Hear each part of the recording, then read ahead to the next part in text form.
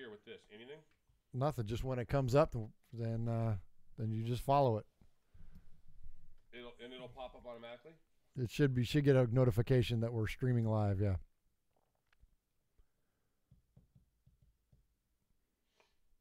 All right, Uncle Mosh, we are live on the YouTubes, and they say that you got to capture the YouTube audience in the first 8 seconds. Uncle Mosh, you want to capture them for us? 3, 4, 5, 6, 7, 8. Come on! Come on! Oh, I thought I was raking in the money at the crap table. No, you're raking in the YouTube viewers. Come on, YouTube. You know you want it. Come on. Thank you for joining us here on Raiders Fan Radio. Let's kick off episode number 105. 105. I don't see anything on my thing, though. You don't need to yet. Okay. Raiders! Oakland, L.A., Oakland, Vegas, Raider Nation, wherever, forever. You got your old Uncle Mosh and Raiders Fan Radio from Murf's Fan Cave, taking a lighter journey into the dark side. Sit back, put your feet up, pop a top, and enjoy the ride. Here we go! Look left, look right, Veliknikov, a leaping pass, touchdown! We miss you, we love you, and we'll see you in the Hall of Fame. When you have great coaches, then after you have great coaches, you get great players. You have a great organization, and you tell them one thing: just win, baby. Way up the middle, intercepted Filipiano at the 50, time running down, Oakland football, and I think Oakland victory. The Oakland Raiders have scored on the most zany, unbelievable, absolutely impossible dream of a play. Well, I love this team. I think this team can win. I think this team can win.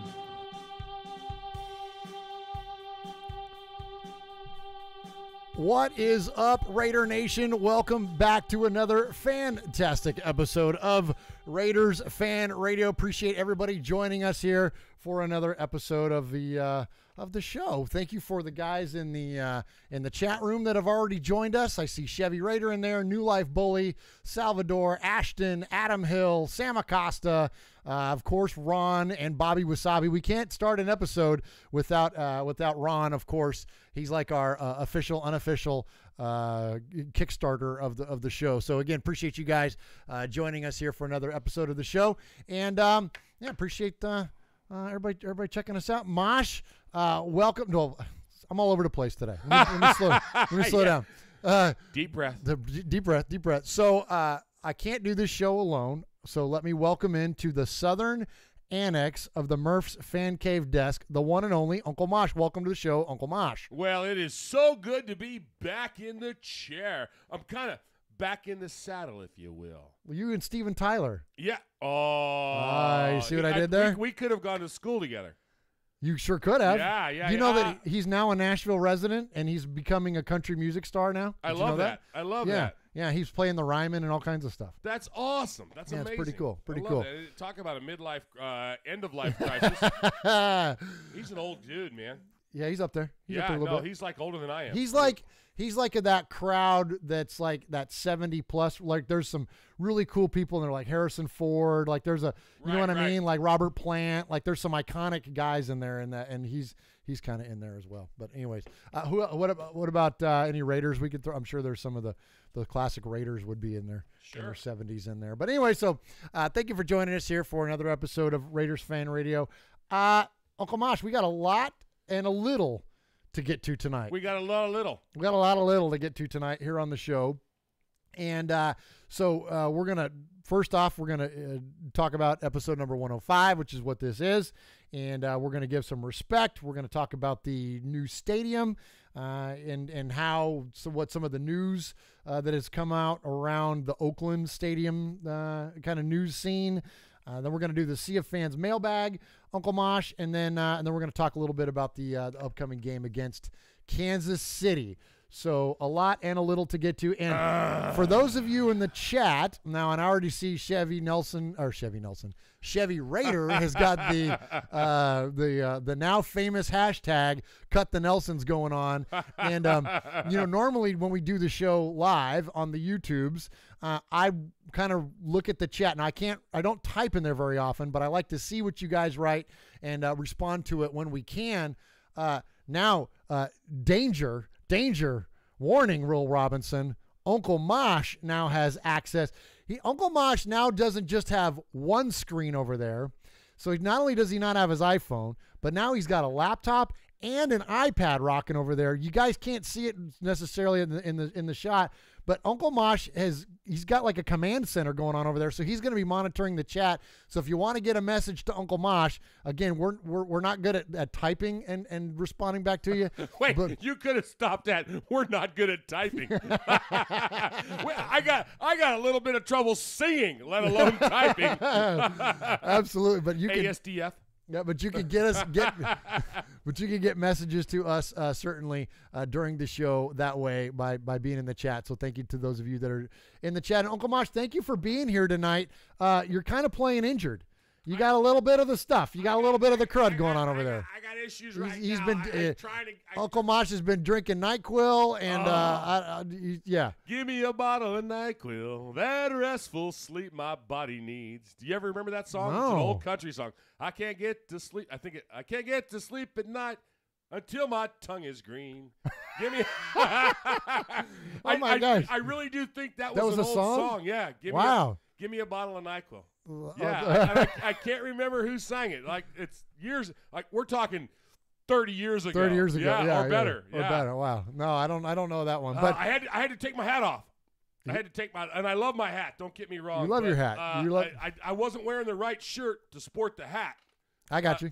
Sometimes you got to have the hat and the shirt, and things were going a little crazy, and I just, but I'm probably not going to play Pete Koch's his soundbite this week. Okay. But I wanted to give a. You got the silver locks working. I had to get the silver locks flowing for Pete, and we'll talk about the silver locks later when we get to Q-Dog. So speaking of hats, I'm glad you brought that up, Uncle Mosh. I'm showing on camera here the Raiders Bridgestone Golf 47 brand hat. We're going to give this thing away.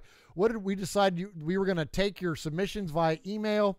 Yes. With a Raiders story. Was it family? It was. story? It was a family.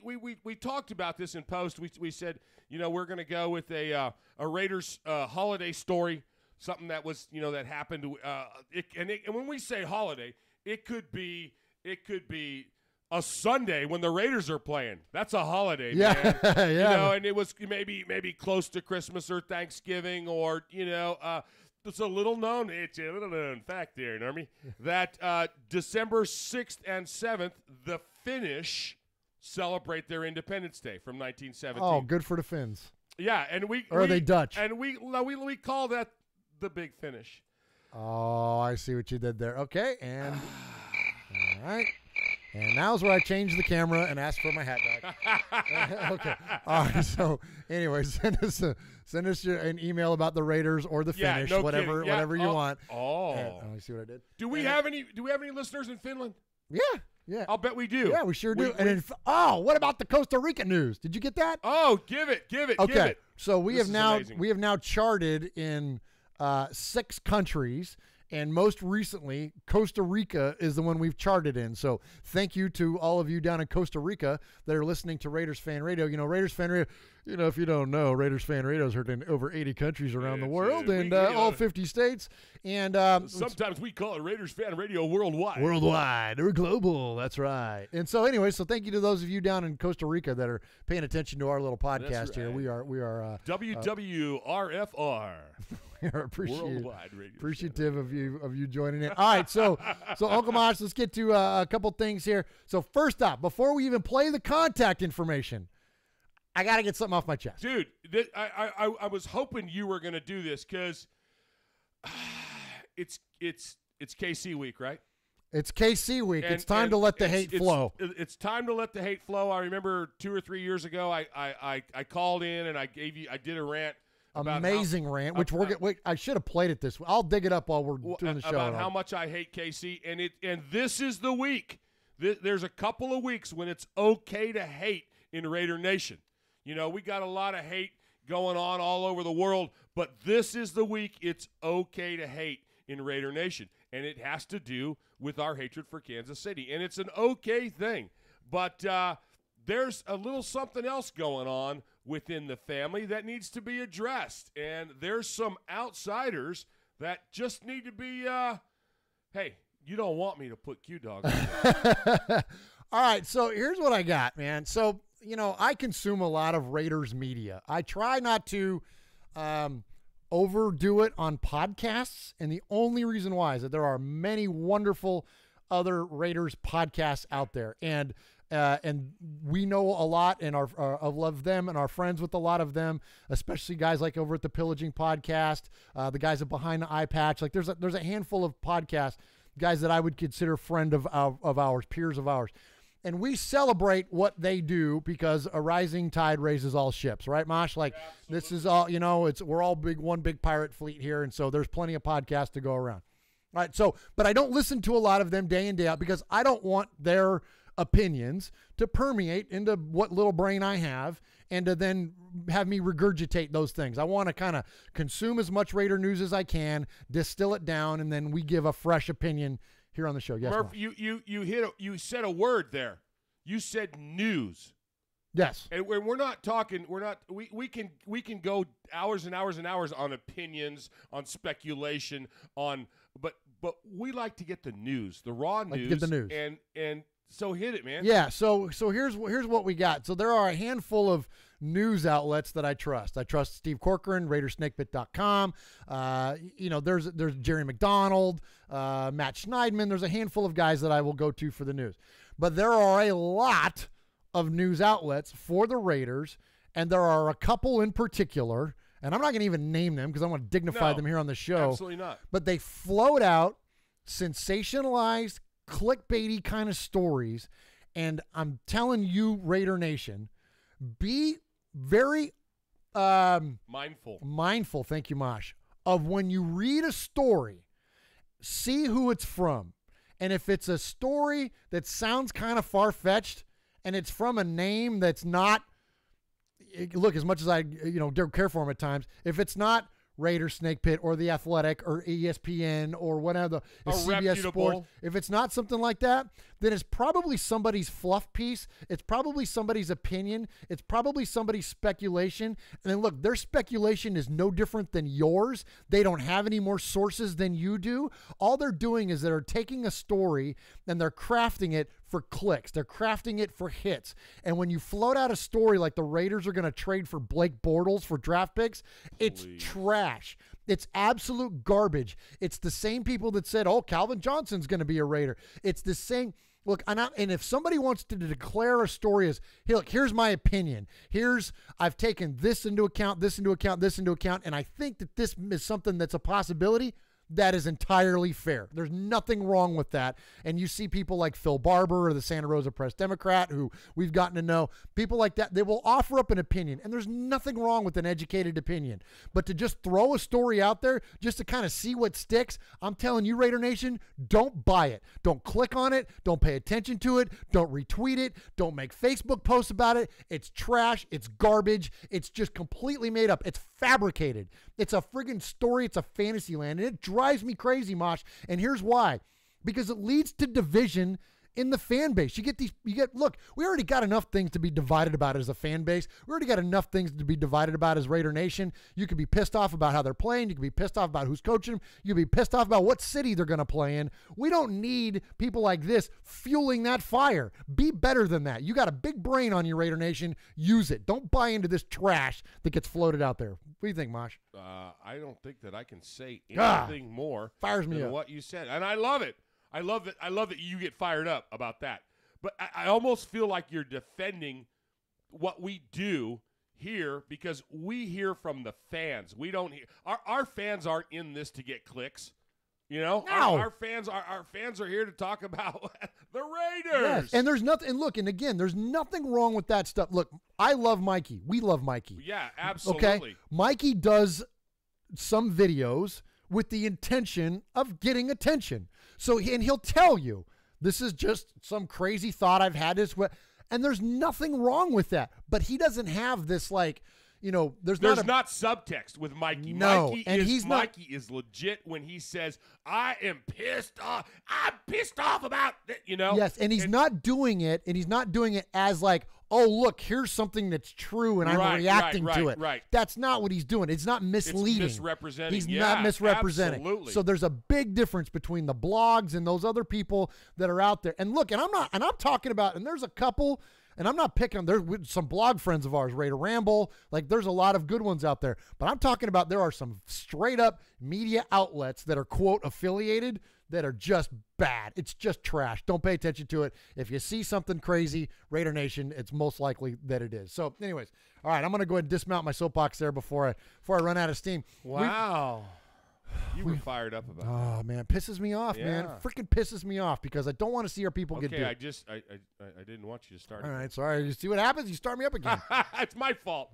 All right, so next up here. So let's I'll tell you what. Let's go ahead and play the contact info. Let me catch my breath. Yes. Don't forget about the Twitter. You know your old Uncle Mosh, he twits now. That's right.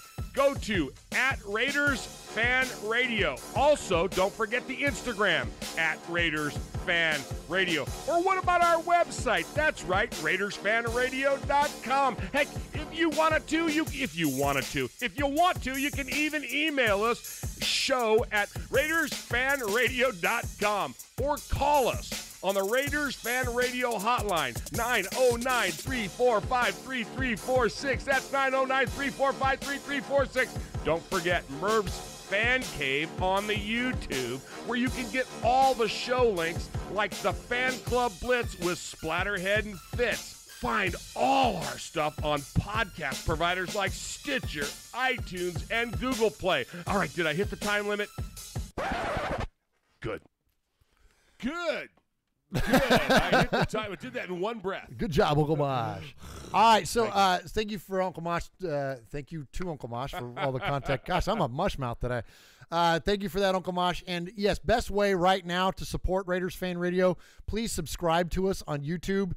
Hit the button there. It's youtube.com/Murf's Fan Cave. That's MURFS Fan Cave. Thank you to those of you that have done that already, and please continue to support the show that way. We're kind of becoming big fans of this whole live stream thing with a couple faces made for radio, and so we're having fun with it. We're having fun. Having a lot of fun. 1,129 of you are subscribing to us, absolutely, or whatever it is, and it's a blast, man. We're here. We're glad to be here for you. Absolutely. So thank you to those of you that support us in that way. So speaking of that, Uncle Mosh, we give respect. Hey. We give respect on this show. Anybody can give a shout out. We give respect. We give respect. That's right. No respect props. Is earned, bro. Absolutely. Right. And so someone that's earned a lot of respect in my book, I mentioned him a few minutes ago, my buddy Mikey. We do Mondays with Mikey and Murf together. Mikey and I have not only had a great time together doing our show, but he's become a friend, and I like how volatile he is. I love how different of an opinion he is. It's funny. I'll hear from some people that'll be like, "Oh, Murf, you're great. But, man, Mikey, I'll tell you sometimes." And then on his channel, we'll hear, "Mikey, you're great. But that Murf, man, I don't know." Like, it's funny. So what that tells me is that we're hitting multiple beats there. And that's the whole point of it, right, is that we're different. Where we don't differ is our passion for the Oakland Raiders. We are equally as passionate about this football team. We just have different approaches on it. But anyway, so I said all that about Mikey to say this. I want to give him respect because he had not only me, but you, Uncle Mosh, on a show earlier today. We did a show called Inside the Raider Nation. It's a new interview series that Mikey is doing where he basically just kind of sits down with members of Raider Nation, and we kind of talk all things about the Raiders, from our origin stories as fans to our favorite plays to each other and all that stuff. So, and it was really fun. Thank you to Mikey for inviting us to be the first or the inaugural guests of that show. Yeah, he did. And of course, Mikey does absolutely a fantastic job when he's in post, when he does all his editing. And man, I can't wait to see Mikey make me look good. you know. And it was a lot of fun. We talked about how we became fans, why we're still fans.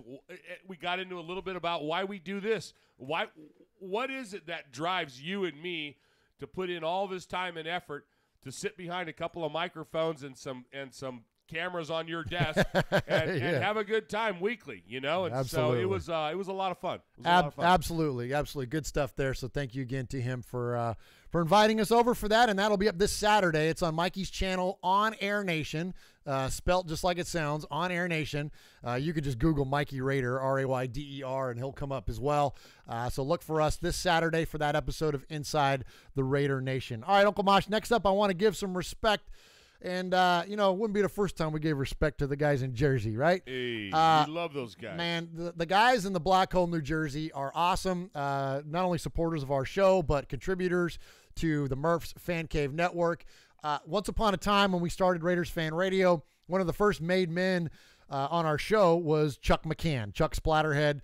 And he is an amazing representative of Raider Nation. He is the president of the New Jersey chapter of the Black Hole. And Chuck went from being just a made man and caller and listener to now hosting his own show, the Fan Club Blitz. And so he hosts the Fan Club Blitz on the Murf's Fan Cave Network. He does it with his buddies Tom and Fitz, and they're great. They're so funny. They're so funny. Yeah. It's irreverent. It's just, it's guys hanging out in a bar watching a Raider game, and it's a blast. And so, it's personally, it's part of my life. I don't do that anymore, but I used to a lot. And at times when I miss it, I can listen to them, and it's, you know what I'm saying? Like it's really cool. So I really enjoy listening to those guys, and they'll even have other guys that are members of the Black Hole. Chris Potts comes to mind, and a few others that'll kind of jump in, and they just it's a lot of fun. So all that said, I want to give respect to those guys, and they flat held it down this week in Baltimore. Not only the guys from the New Jersey chapter of the Black Hole, but Monster Mash Ken was down there, along with the Virginia Booster Clubs and DC Metro. Rodney, Sir Hitman, who's the president of DC Metro, he was actually on the Fan Club Blitz, and they all shared this big tailgate together in Baltimore, and just had, you could tell, an amazing time. And I appreciate not only, again, their support of us and having us be included. Here we are all these miles away, and for them to think of us and to make us part of it by sending us pictures and messages and whatnot is just really, really cool stuff. So thank you to all of you over there that are affiliated with the New Jersey chapter and the Virginia groups and Monster Mash Cam. Thank you all. Give you guys a lot of respect for what you do for Raiders Fan Radio. You're listening to The Violator, and I'm live on Raider Fan Radio. Where you at, baby?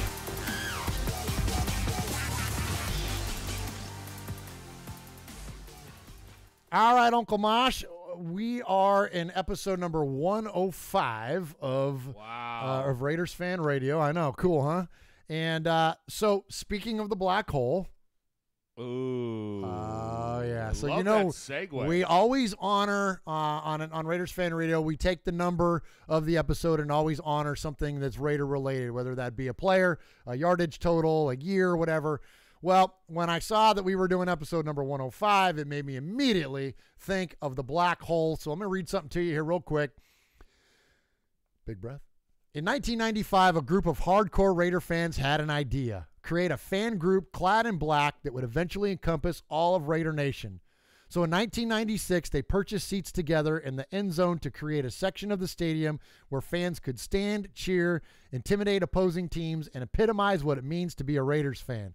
Since that day, the Black Hole has represented the diehard Raiders fans, the ones committed to their team, win, lose, or draw.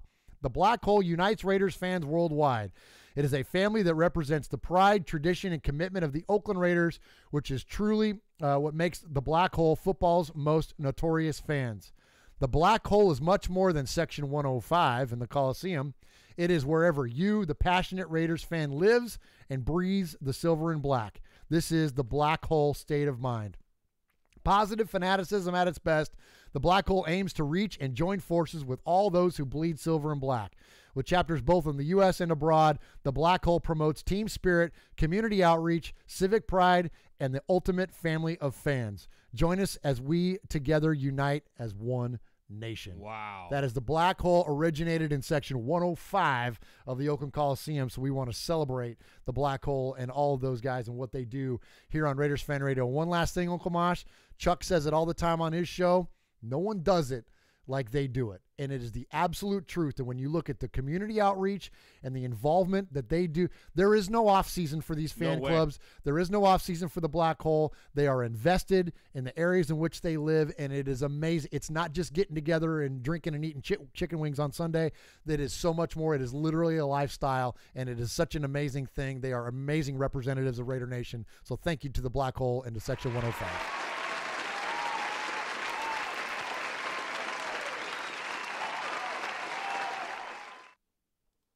All right.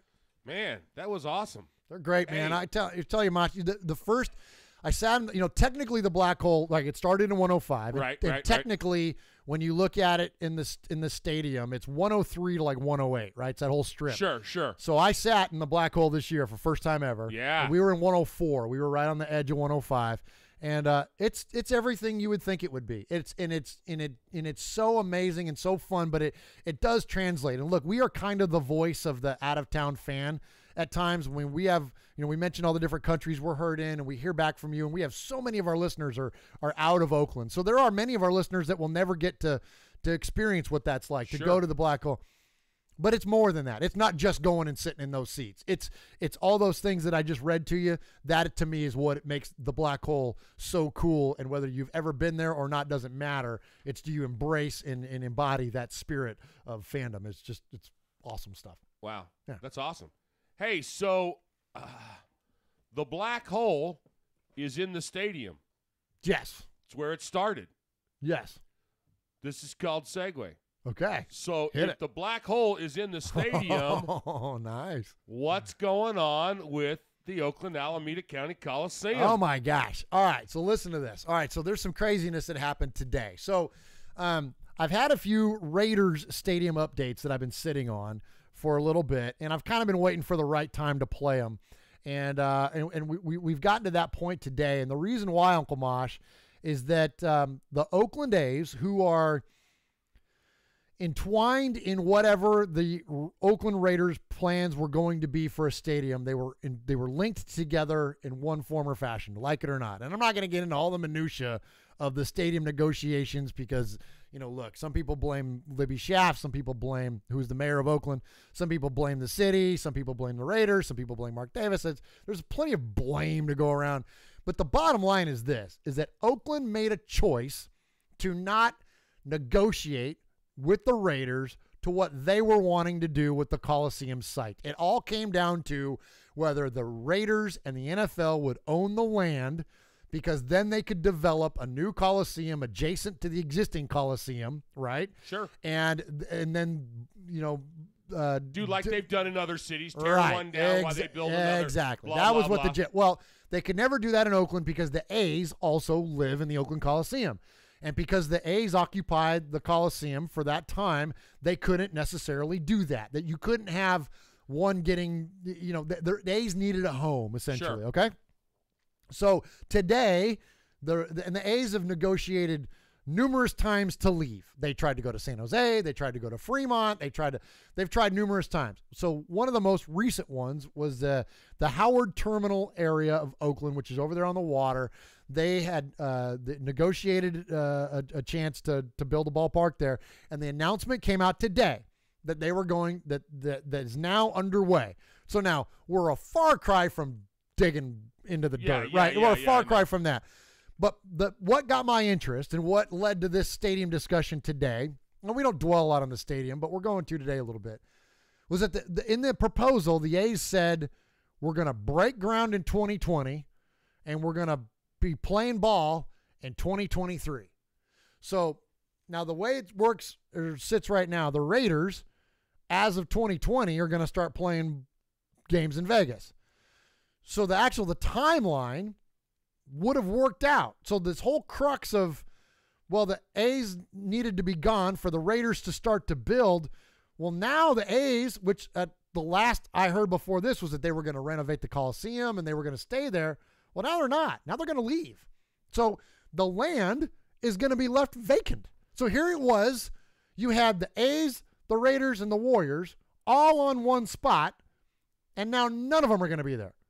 And so if that doesn't tell us a little bit that Oakland was at minimum in bed somehow with the A's and chose the A's over the Raiders, I don't know what else to think, because now you're going to have a vacant spot. Now they said they're going to leave the base paths. And look, let me say this too. There's no bigger A's fan in the world than me. Absolutely. And you. And I know you're kind of split with Giants too.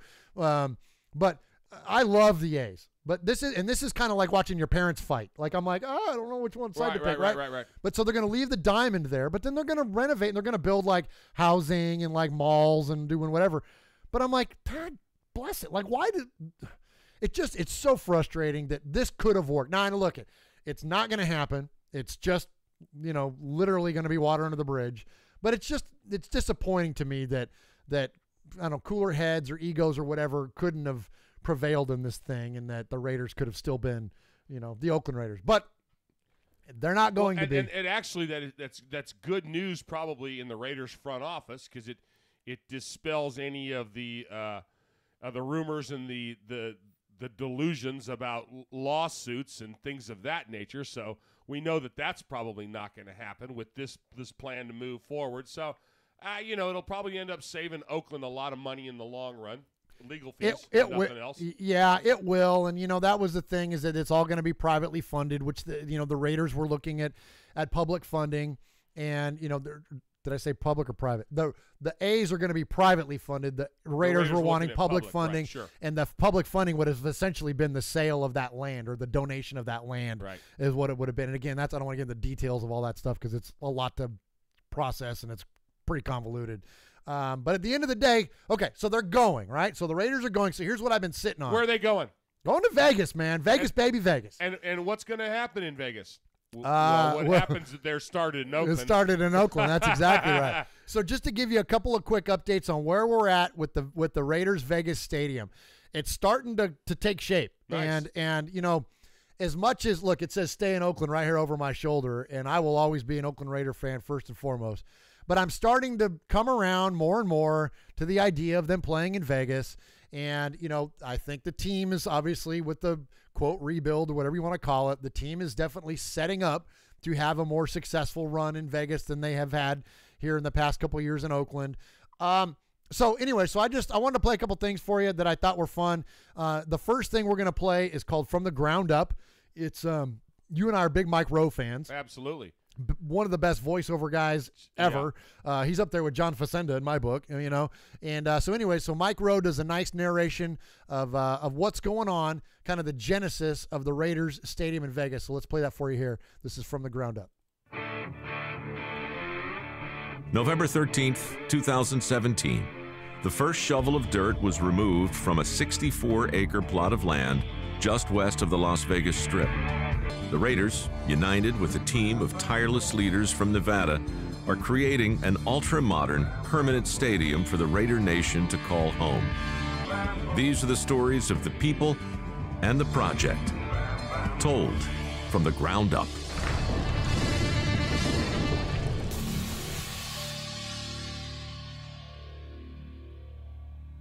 Anytime you build a new home, there are many things to consider. For the Raiders, an undertaking as complex as a cutting-edge stadium will utilize much of the organization's talent and focus.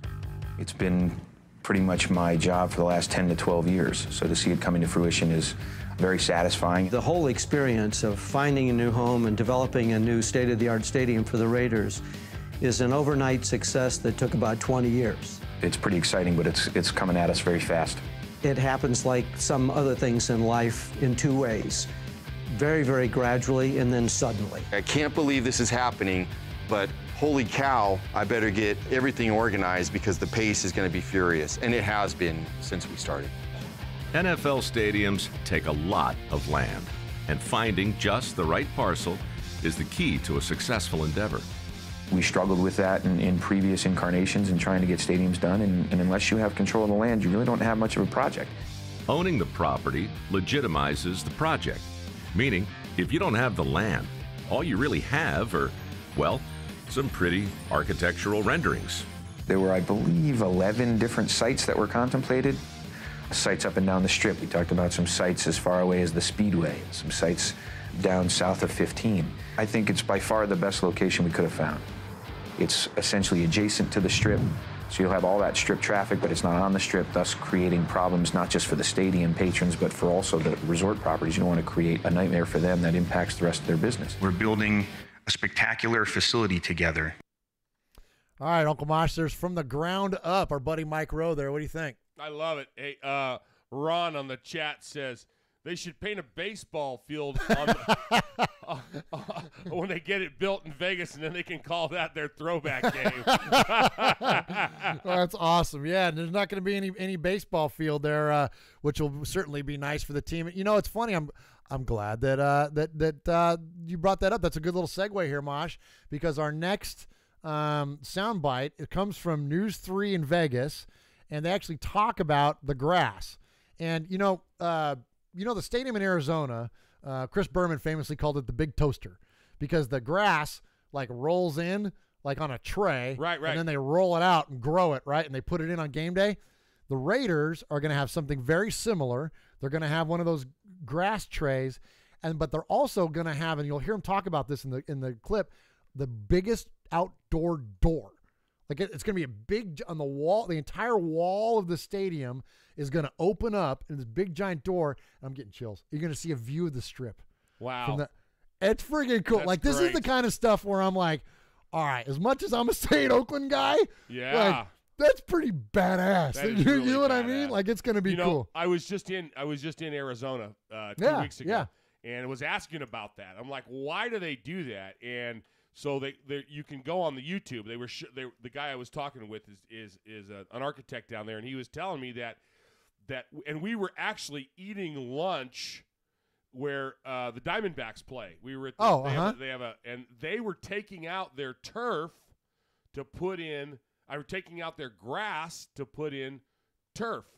Because, field turf or whatever? Because of the way that they built their stadium.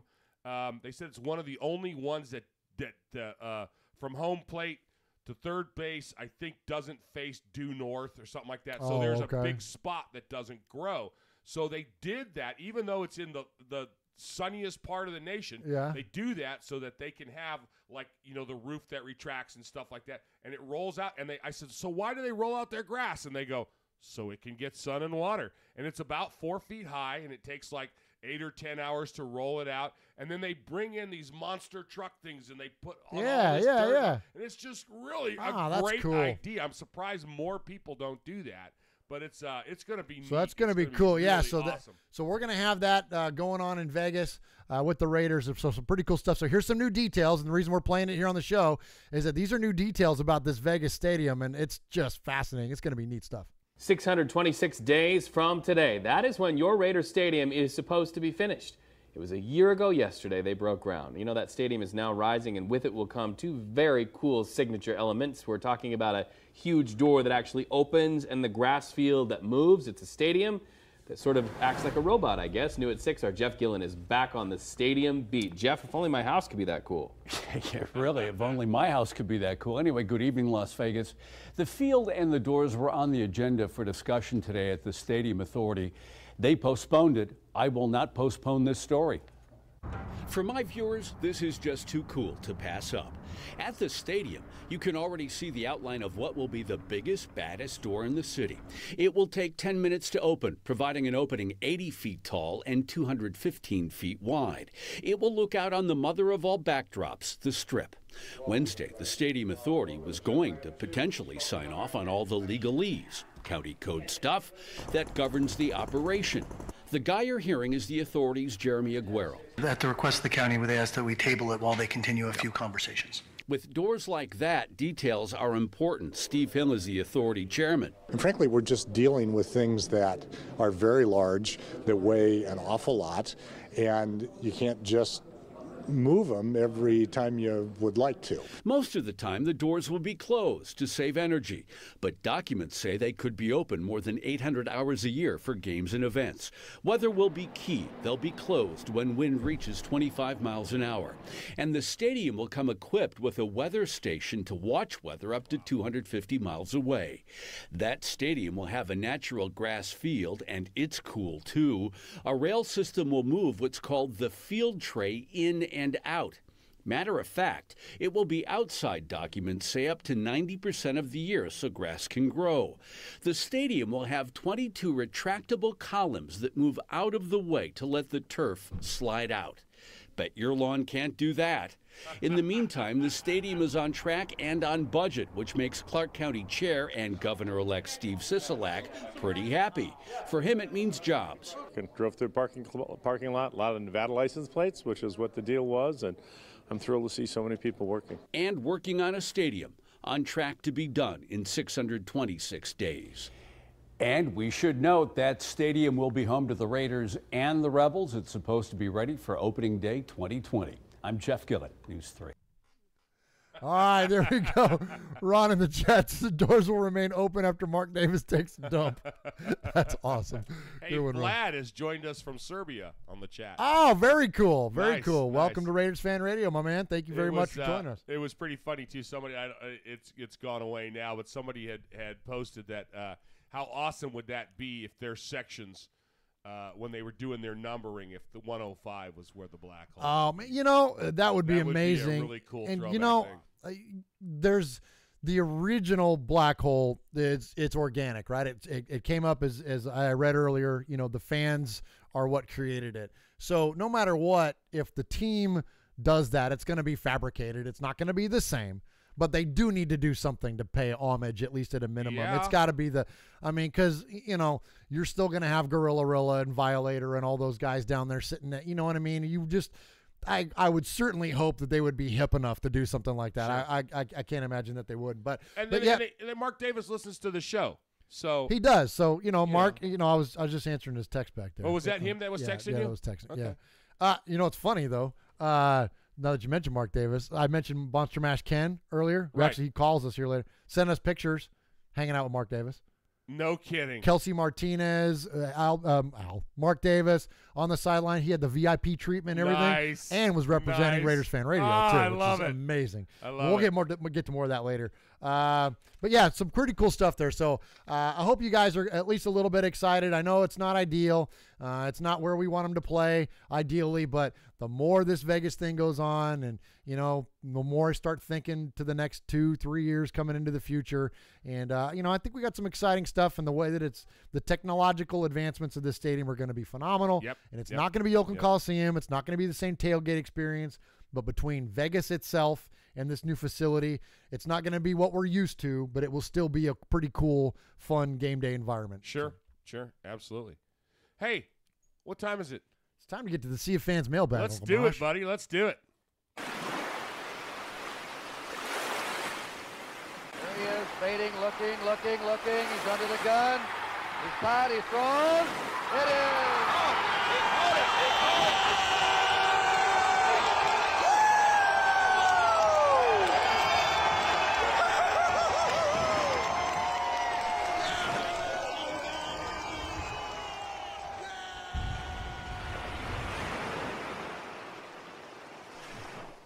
All right, Uncle Mosh.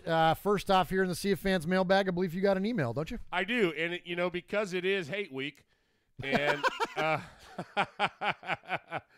Paul in the UK, our good buddy Paul Egerton in the UK, sends us an email. He says, "This week I'm grasping at straws. It's my birthday on Sunday, and I mention this only as I've done some research. That means we will beat the Kansas City Cheats." And he says, and that's actually how you pronounce their name. Yeah. For those It's that Cheats. didn't know, it's Cheats. I've looked back through the history of our fine nation and discovered that we have played 8 times on December 2nd, and our record stands at 5-3. And that's good enough for me to retain hope. I refuse to look at their offense and current record. It means nothing up against my worthless research. At some stage of this season, we'll play for 4 quarters, and the shock will be enough to see us to victory. On any given Sunday, my friends, keep up the good work. Go Raiders. Paul Egerton in Shropshire, UK. Awesome. Just west of Birmingham over there. Just west of Birmingham. Awesome. Good deal. Shropshire is to Birmingham as Mississippi is to Birmingham.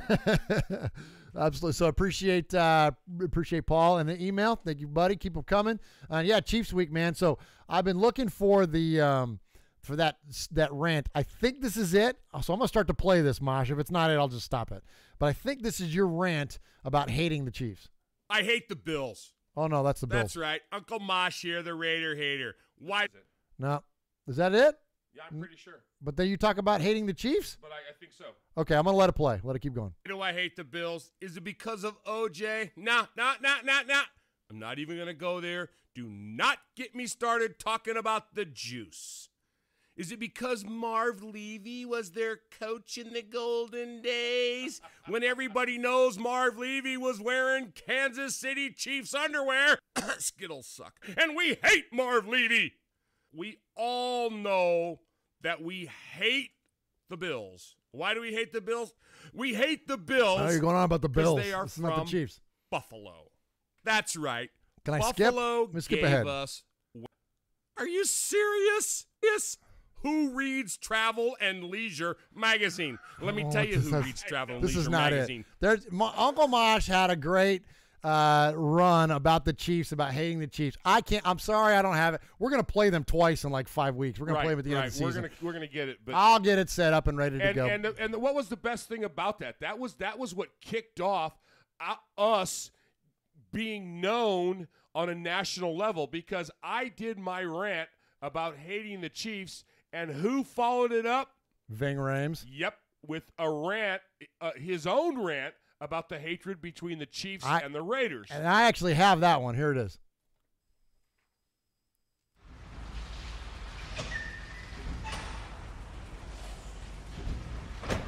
This is amazing.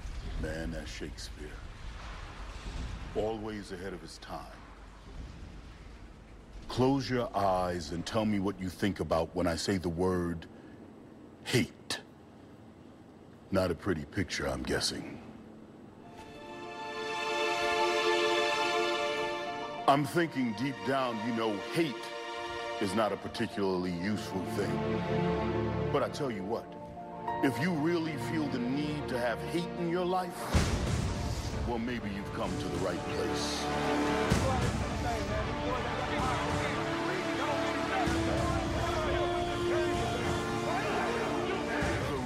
And Chiefs don't like each other?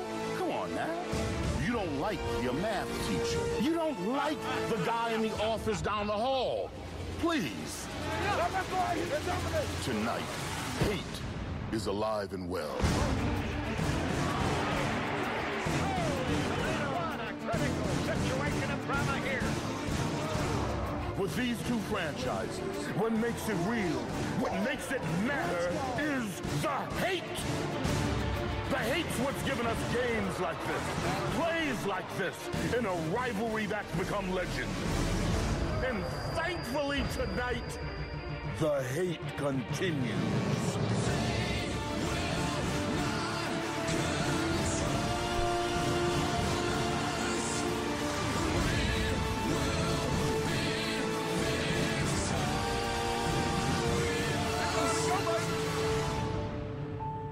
So for the next few hours, watch the hate. Embrace the hate. Believe in the hate. And then after the game, how about we go back to putting the focus on love? Sound good? All right, there he is, Marcellus Wallace himself, man. It's such an awesome run there. And, Mosh had his, and then that one came out like a week or so later. So pretty cool stuff there, hearing about the rivalry between our Raiders and the Chiefs. All right, let's hit the first email. Gosh, I can't talk tonight. Let's hit the first voicemail of tonight and hear from a new caller to the show, Jeff, or as he calls himself, Raiders64.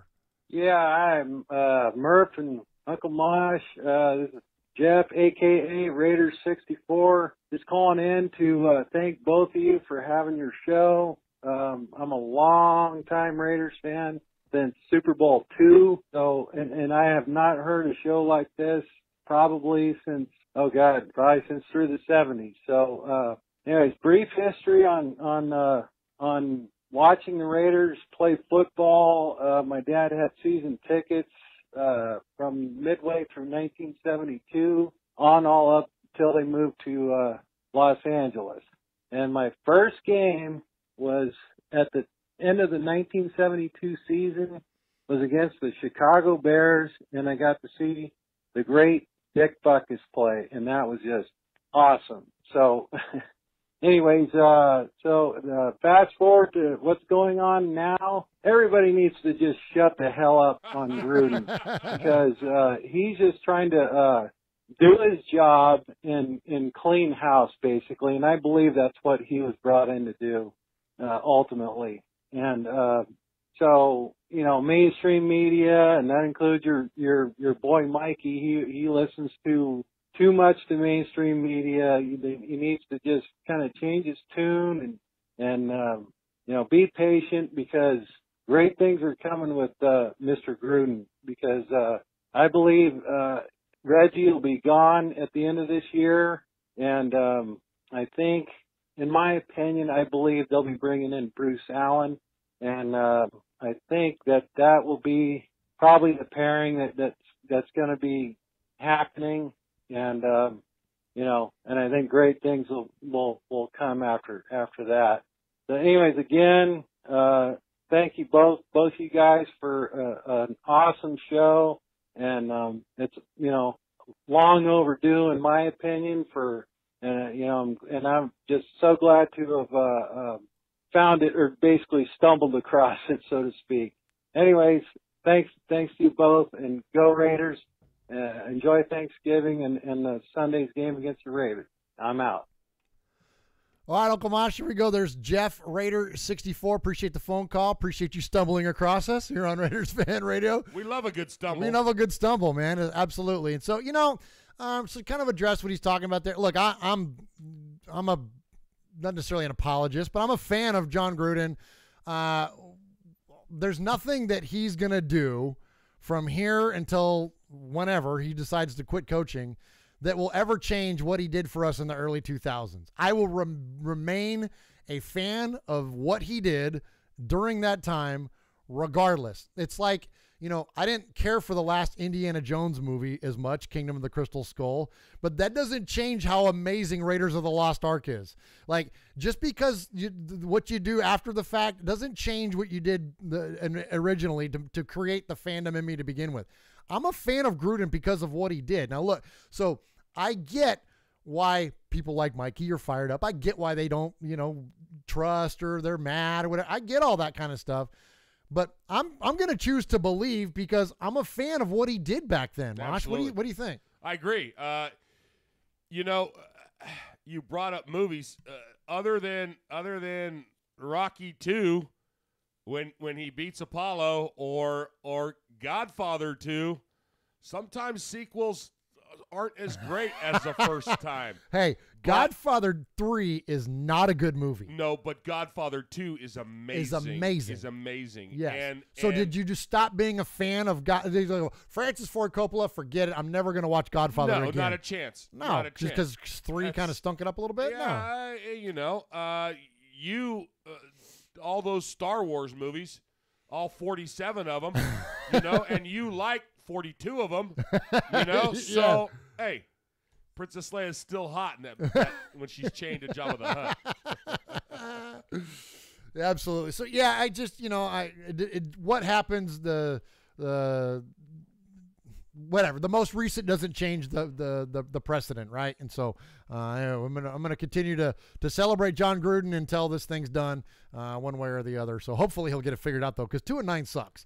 Like, there's no defending that. Like, there's no Mikey asked us earlier tonight one word that could describe this season, and I said unexpected. I mean, look, rebuilding, sure, you know, whatever, retooling, I get all that stuff, but I did not expect our team to be 2-9. Nobody did, and that's why everybody's freaking the heck out. Yeah, well. Let's go on and hear from Houston, Steve. Great show, Murf and Mosh. This is Houston Raiders Steve. Would I become a name completely and lesser identity, the Raider identity? No, I would not. My uncle has been a season ticket holder for the Browns for 50 years when they left and did the Baltimore thing. He's Cleveland through and through. That's just the way it is. And same thing when the Oilers left Houston. My mom was a diehard Oiler fan, Houstonian, adopted.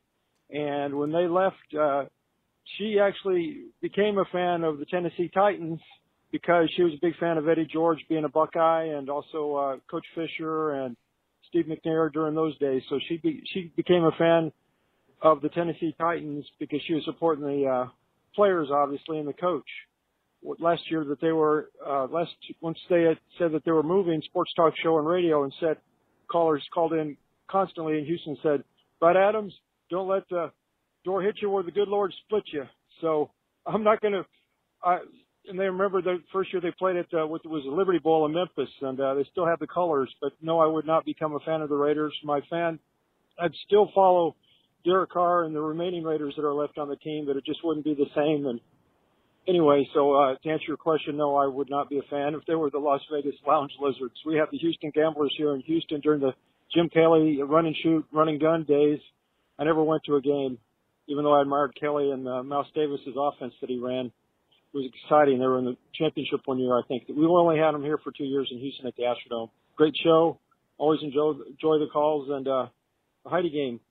Thing I remember is the Timex commercials, and I remember when she fell down and she was crawling across the ground, they flashed the final score, and I thought, this is really odd. This is really a sensitive moment, and they're showing the final score of the game here at the bottom of the screen. It was surreal. That was payback. You know, I was just like, man, what a weird way to show a final score of a game.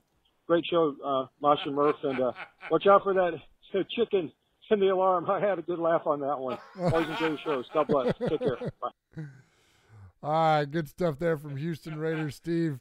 Gosh, you been on your tally sheet over there for the Sizzler, Uncle Mosh. What do you got? We got Heidi. We got the chicken alarm. What else did he get in there? Oh man, he was he was cracking me up. He had the Titans. He had Memphis. He did some research. What does he think he's Q-Dog? Yeah.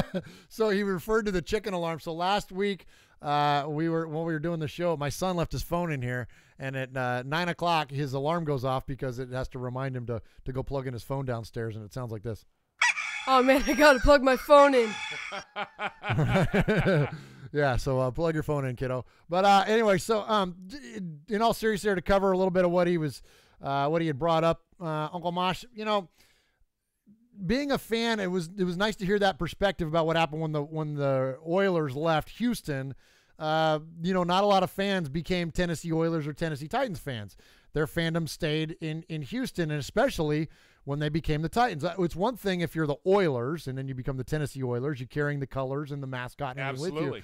But then when you change the name, all of a sudden that connectivity has been cut off, and that's how I feel about this team. And thankfully, I don't see this being an opportunity for the Raiders to lose this, quote, lawsuit.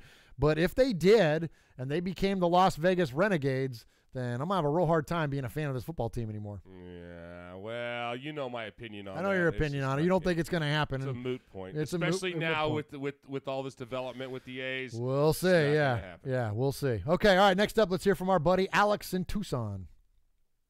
Hi, this is Alex Sandoval from Tucson, Arizona, second time calling. Look, I am so upset right now. I can't believe the fact that people are overreacting and want to bench Derek Carr. That is just ridiculous. I understand that he's had not only a rough game this past week against the Ravens, but a rough season. But in the end, or I should say in the bigger picture, he's like the last big piece that we have on this team. And if we bench Derek Carr and when we give up on Derek Carr, oh my gosh, I think that would not only give people the idea that that we're done with Derek Carr, but it would just be bad for the team. It really would. And I don't disagree. I disagree with that idea. And I think by doing that, this rebuild would take longer than 2 to 3 years, for it to turn back around. It would take, longer than that, 5 years maybe, if we give up on Derek Carr. We shouldn't bench Derek Carr. I still believe in him, and have faith and don't overreact. Go Raiders. All right. Go I'm ahead, sorry, Uncle I didn't Mosh. mean to interrupt. No, go you, for it. I think the fans are, if there is a handful of fans that are giving up on Carr, but what you got to look at is what the people that he's playing with, what is the people that are coaching him. Cook said about Carr. Cook said, he's got heart, man. Let's be real. How many people are going to want to be back there when a 350-pound dude is coming down on them or trying to bend them to tear their legs off or their ankles off? Like, come on, brah. And you got to deal with that all game? Like, come on. That's not realistic. To be successful for any quarterback and for him to stand back there, deliver the passes that he delivers, and still be successful, he's taking a W to me. Dude. That's huge, awesome. man. That's awesome. To come from Cook, and I got reams and reams of things that John Gruden has said about his QB. Realistically, Carr ain't going anywhere. No, he's not going anywhere. He's not going to get benched. He's not going to. Yep.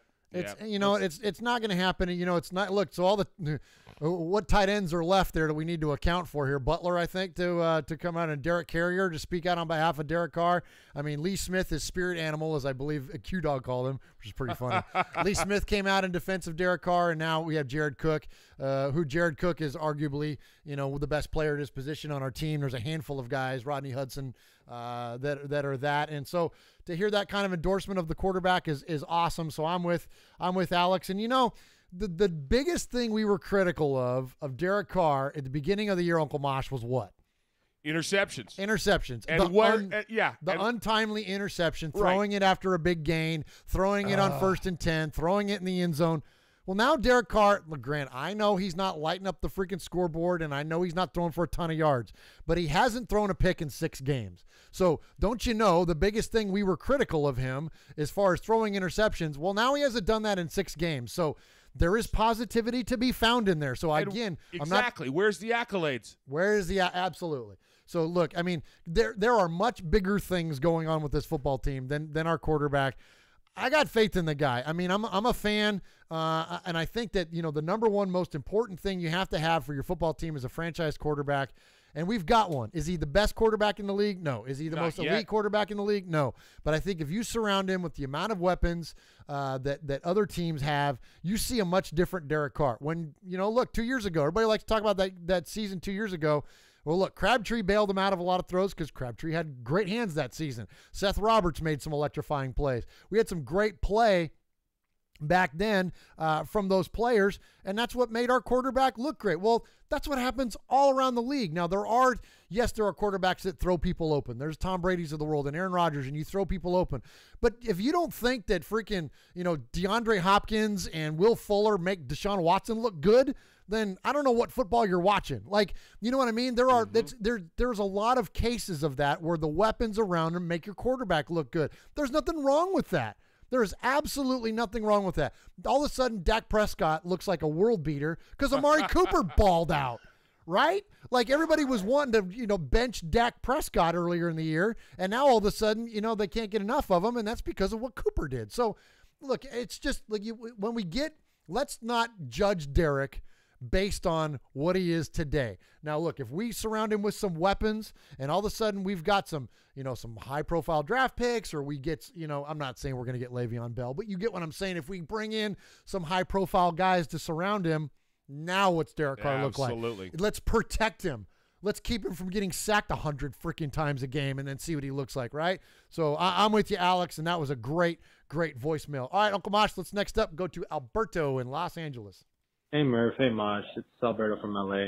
I'm thinking about making a new Raider name, maybe LA Raider. I don't know. But anyway, yesterday's game, not much to talk about.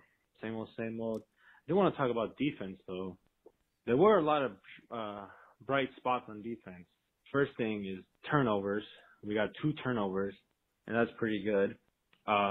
We've had 2 turnovers from the secondary for 3 games in a row now, and that's crazy, and that's really good.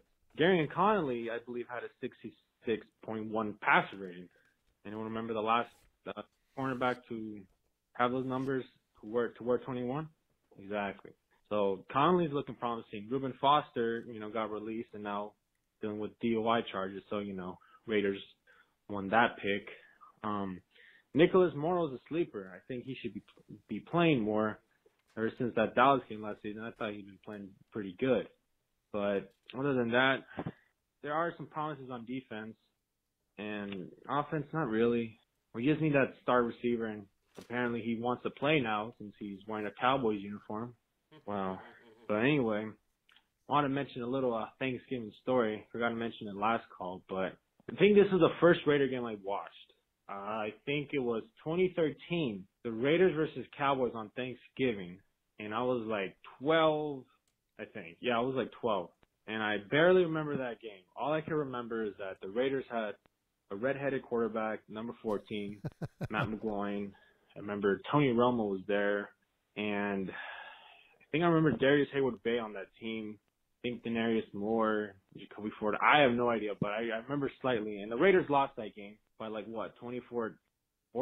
I have no idea, but it's a good Raiders Thanksgiving memory I had. I think it was the first Raider games I remember watching. So yeah, and I didn't curse in this message, so don't worry about that. All right. Alberto snuck in an F-bomb on us last week, Uncle Mosh.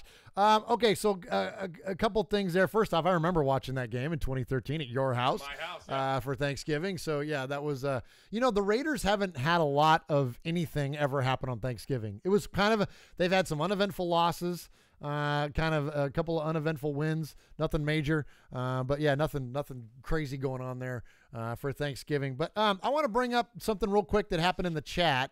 Watts Raider is in there. Watts is a great supporter of Mondays with Mikey and Murph and everything that we do here in Murph's Fan Cave. And he made a mention in there about the turnovers, about the fumbles returned for touchdowns, and about how Carr's had 2 of those, and those count as turnovers.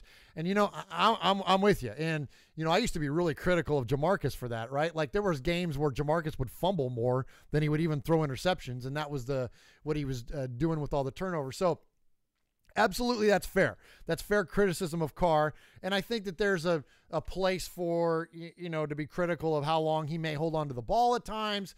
Maybe not getting rid of it as quickly as we would like him to, but it's hard to really go full with that opinion only because of the pressure. And so when we look at the pressure he's been under this year, he's been sacked 18 times in the last 4 games this month. All right. He was sacked 16 times in all of 2016. So again, going back to that 2016 year that we all want to celebrate, he's only sacked 16 times. Well, he's been sacked 2 more times than that this month. So it's hard to really pin that. Again, I understand the criticism and it's fair, but let's also look at what he's under as far as pressure goes. Now that pressure has also resulted into him getting rid of the ball at times quicker. Again, not always, but at times quicker than what we would like him to. And he is checking it down a lot. And that's the other criticism of Carr, is that he's throwing the ball short. Well, Carr had his league-high 19th game with 30-plus attempts and less than 200 yards since joining the NFL in 2014. Next on that list is Blake Bortles, and Carr has done it in more than 1/4 of his starts. So, again, that criticism is fair, and that's a great point, Watts Raider, which you brought up about the turnovers. But I just have trouble with it until we then surround him. You know what I mean? Until we get some more around him. When we're comparing him here in this case with Blake Bortles has a lot more talent on offense this year than what Derek Carr does. Blake Bortles is a classic case of an underachieving quarterback. When you look at the defense that they have that's out of this world, and you look at the playmakers they have on offense, Derek Carr doesn't have anything like that at his disposal, and they have only 1 win more than the Raiders, and a lot of it comes down to Blake Bortles. So I think that's so let's keep that perspective there when we're looking at him. All right, let's go next up. Let's go to Uncle Mosh. Let's go out to a pasture in Texas. Why, hello there, Grandpa Mosh and Uncle Murph. What is up? It is B-Dog calling from a pasture in Texas. So I've just been online, Twitter, whatnot, just looking at comments and stuff on Raiders stuff. They'll be like posting something about the Raiders, like, oh, we had a great practice today, or so-and-so stepped up real big last week, and then I'll just look through the comments and it'll be like, cut Derek Carr. And I'm just like, okay, why? And it'll be like, oh, we need to get rid of Derek Carr. We need to draft a new quarterback. Shea Patterson, we need Justin Herbert, we need Drew Lock, whatever. It's like, why would you get rid of him? First of all, if we draft a new quarterback, who's he going to throw to? Is he going to is he going to throw to Tim Brown in the stadium? Like, sitting in the stands? I don't know.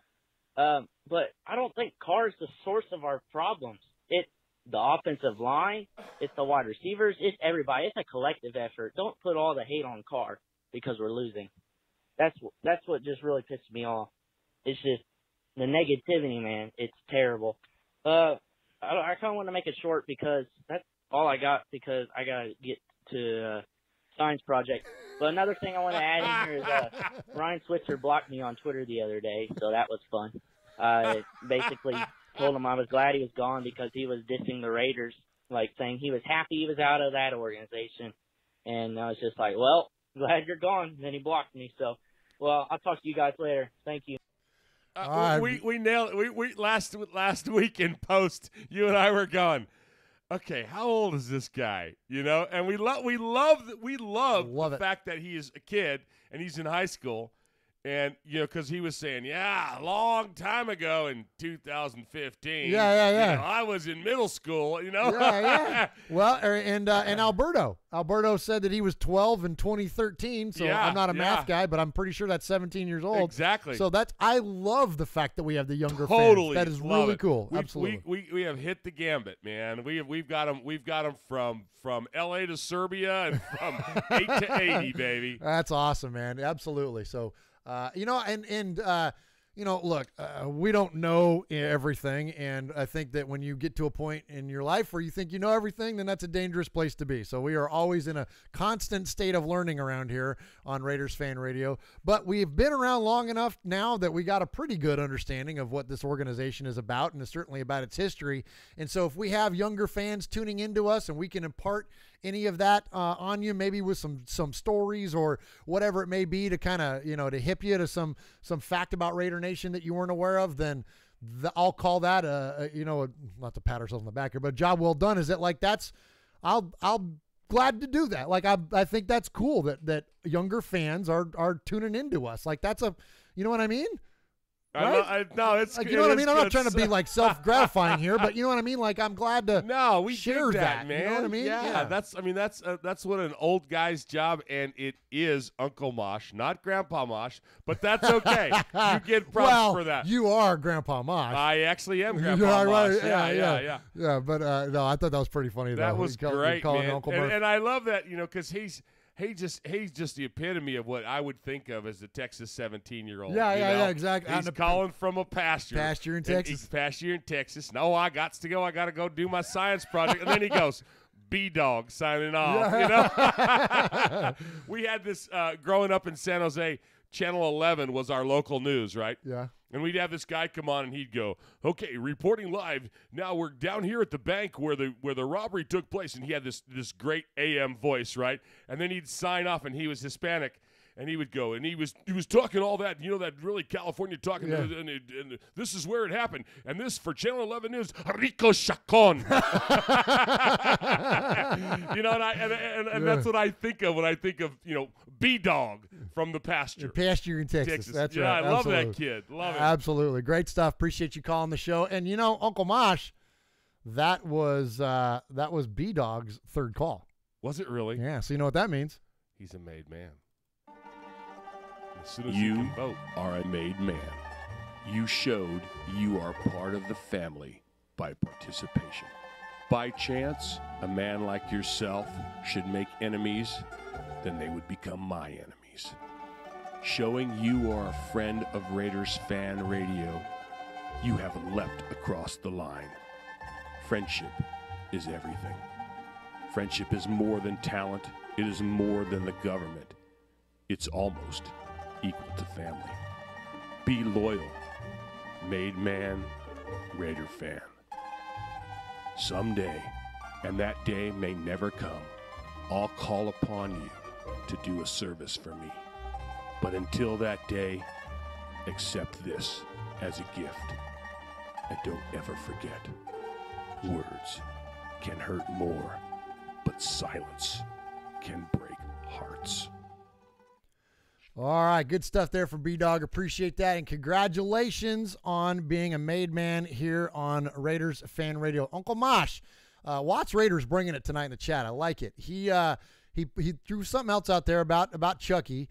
He says, calls plays like he has weapons. He used Jordy Nelson on a reverse last Sunday. What do you call that? We talked about that. And I'm with you, Watts Raider. Look, as much as we love John Gruden, I love that. That was an awful call. And I've used the term a few times now. I've said that the Raiders have run out of talent. And some people be like, what do you mean they can't run out of talent? What I mean by that is that you can only do so much with what you got. If Jordy Nelson is your go-to on a reverse, then you don't have enough talent to be running a reverse. So I'm with Watts Raider. Like, why are we calling that play? And clearly Jordy's not the guy, because he's not only has he lost a step, I think he's lost a couple. And you know what I mean? I think sometimes coach might outthink himself. Yes. You know what I'm saying? And yes. He's going, okay, and it's like playing chess for him. You know, it's 4, 5, 6, 8, 10 moves ahead, right? And he's going, they're never going to expect Jordy on a reverse, right? Yeah. So he's thinking that he's got the defense. He's got the defense moving one way, and he's going to send Jordy the other way.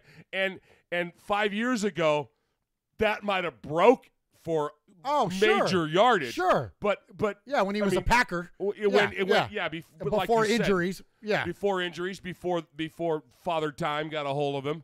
You know, so well, you know, it's interesting is that, and I think what you just said is really, really cool there, Mosh, because it not only do they run out of talent, but I think that Gruden doesn't call plays like he's running out of talent, but he's still got it. And here's where, you know, when we look at the opening drives and the way that the Raiders start off football games, it's pretty impressive. So when we look at, I'm going to read you some numbers here. The Raiders on the opening drive are 4th best in the league at a little over 7 yards per play. They're 5th best in the league at a little over 3 points per drive. After the opening drive, they're 5.25 yards per play, which is 7th worst in the league, and 1.3 points per drive, 3rd worst in the league. So this drop-off that we see in the second and third quarter, that's that run out of talent. Now, does that mean that, because football is all about adjustments, right? The NFL especially is all about adjustments. What do coaches adjust at halftime to account for what you did well? We saw that with the run game this past Sunday. Yeah, and so is Gruden, here's the question, and I think this is the fairest question to ask. Is it that he's not capable, or he doesn't have the ability based on the talent that's now on the football team? So, and that's I think a debatable question. That's a fair way to be critical. Like, okay, is he just lose it in the second half? Is he getting out-schemed? Is he getting out-gamed by the coach across from him on the sidelines? Or does he just not have enough to be able to counter or to be able to adjust himself? And I think that's a fair question to ask. That's a fair question to ask. And I don't know what the answer is. I don't know. I like to think I know, because the Raiders don't have a lot of talent on offense. We don't have a lot. I mean, look what we have. I mean, we got Jalen Richard, Jared Cook. Like, what else after that? Who's the star wide receiver of our football team? Exactly. No, exactly. Yeah. You know what I mean? And you could say we should trade Amari Cooper. Okay, well, yeah, I agree. I love Amari Cooper, but not at $17 million a year. Right. Shoulda, coulda, woulda. Shoulda, coulda, woulda. You know, this week I talked to Phil Barber a little bit on Twitter, and and he said something about, when you look at Coop's numbers and what he's doing in Dallas, and he was like, sure would have been nice to build around a player like that. And I'm like, yeah, but at cost of what? What's the opportunity cost there to build around a guy like Cooper? The occasional disappearing act and $17 million a year? No, thank you. And he was like, well, did you see him on Thanksgiving? And I use that voice. Phil doesn't use a voice like that. He's a professional guy. He said, well, did you see him on Thanksgiving? And I said, yeah. And I also saw him the week before when he was 3 catches for 36 yards. Exactly. You know what I mean? Like, so let's keep that in perspective here. So anyways, not a lot going on as far as offensive talent for this Raiders football team, which, the last thing I'll say about it, I didn't expect. We talked about Ryan Switzer earlier that blocked B-Dog on Twitter. I thought with Switzer and Jordy and Coop And I thought, wow, this is going to actually be a strength of our football team this year. No. Hey, Kevin Lurker said in the chat. Yeah, in the chat says Rico Chacon. He's a thing, man. He remembers him. Oh yeah. I guess cool. He's still happening or whatever. Oh, is he still around? Oh, that's funny. That. That's awesome, Mosh. Good job. All right, let's go up. So speaking of made men, let's go hear from our buddy. I was gonna say something, but I'm gonna save it. Let's listen to Q-Dog. We'll get to it. Let's listen to Q-Dog. Greetings, Murf, Sonny, Uncle Mosh, Nation. It's your 2018 CAPO candidate, Aaron Q-Dog Raider, calling from the east side up here in snowy Les, Virginia. Let's go ahead and get into it. This week's hit list nominee, and there's only one nominee, seeing as though there's just so many to go and ponder and cut through, but there's one that just stands head and shoulders above all else. Johnny Holton. This guy had the most ridiculous, awkward, lame, lackluster, just completely inept attempt at his solo pass look this past game against the Ravens, those corny Ravens. Oh my goodness. He was wide open going over the middle, and it was going to be a glorious bomb. Yes, that's right. Derek Carr actually looked downfield, and you know what? He came up zeros, goose eggs. He didn't take a doggone completion. The ball barely hit his hands before bouncing off of his shoulders and once again making us look like laughing stocks as we came back to the East Coast. But whatever. Recently, fans across every NFL team, they got a chance to go on to SB Nation Network. Basically, it's a good media outlet, very poorly written articles, but a good source of information nonetheless. And everybody had to basically say who their arch rival was. And you know what? Across the AFC West, not a single team in division voted the Raiders as their number one rival any longer. Brothers, we are slipping into darkness. I mean, not even our arch rivals, the ones that we say and hate the most, consider us a rival anymore. We got to get it back. But you know what? San Diego was voted a single arch rival by any of the other three teams in division. Hey, things may be bad for us, but it absolutely sucks to be an LA Charger, an LA Supercharger, whatever the hell that is. And this goes out to my man Johnny in San Diego. I was thinking about you, bruh. You once said, they should throw me the quiet storm. Well, go ahead, baby. Get your loving in, Raider Nation. Hey. That's all I got. Remember, Raider Nation, love Black Lives Silver. Group. All right, there he is, Aaron the Q-Dog Raider with the slow jam going on in the background. I know, right? The quiet storm. And I kind of liked it till the guy started commenting. yeah. You're listening to. So you mentioned Johnny in San Diego there. So Johnny in San Diego, and there's a couple other made men that they're kind of MIA on us, Mosh. Jimmy Zebach, your buddy Jimmy Z up there. Yeah, I don't know what's going on. Yeah, there's a few of them that have kind of fallen off a little bit. So if you're out there and you're still listening to the show, we'd love to hear from you guys. Some of the original made men here on Raiders Fan Radio, guys like Johnny in San Diego. So appreciate those shout outs there, Q-Dog. All right, so he brings up a couple of interesting things there. So first, let me talk about the Raiders portion of it, and then we're going to talk about the Raiders Fan Radio portion of what he had to say. And I'm excited about the Raiders Fan Radio portion.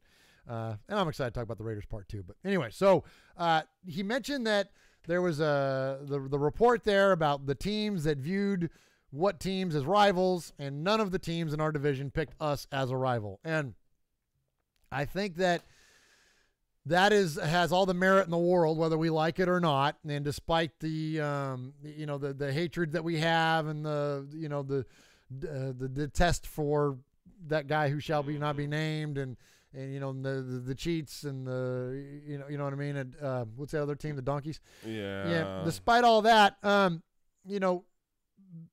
there was a term. I reminded of a term back when I lived in the Bay Area, and it was about the Giants-Dodgers rivalry. And Dodgers fans used to say, they hate us, and we don't know they exist, which was a pretty good shot, right? It's a great shot. It's a great shot at Giants fans. And that's how I feel now is that we hate them, and they don't know we exist. And there's a reason why, Q-Dog. The Raiders' records against AFC West opponents since 2002. So this is since John Gruden left. Remember that guy that coached us to all those wins. So since 2002, since he left, we are 9-23 versus the Chargers. We are 10-21 versus the Broncos, and we are 10-20 versus the Chiefs. 6 of those 29 victories came in 2010 when then head coach Tom Cable swept the AFC West but somehow managed to miss the playoffs.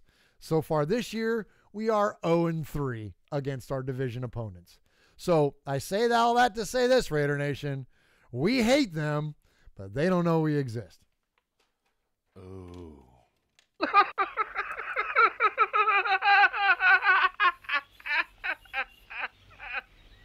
And now for something completely different. I had to do it. I had to do it. Shake it up, man. Shake it up. We were getting down. we were going down. We were going down into the despair rabbit hole. You know what Coach Gruden said about Carr?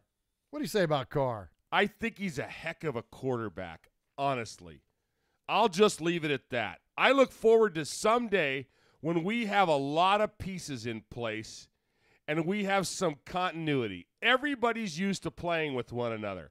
I just think this guy has a real high ceiling.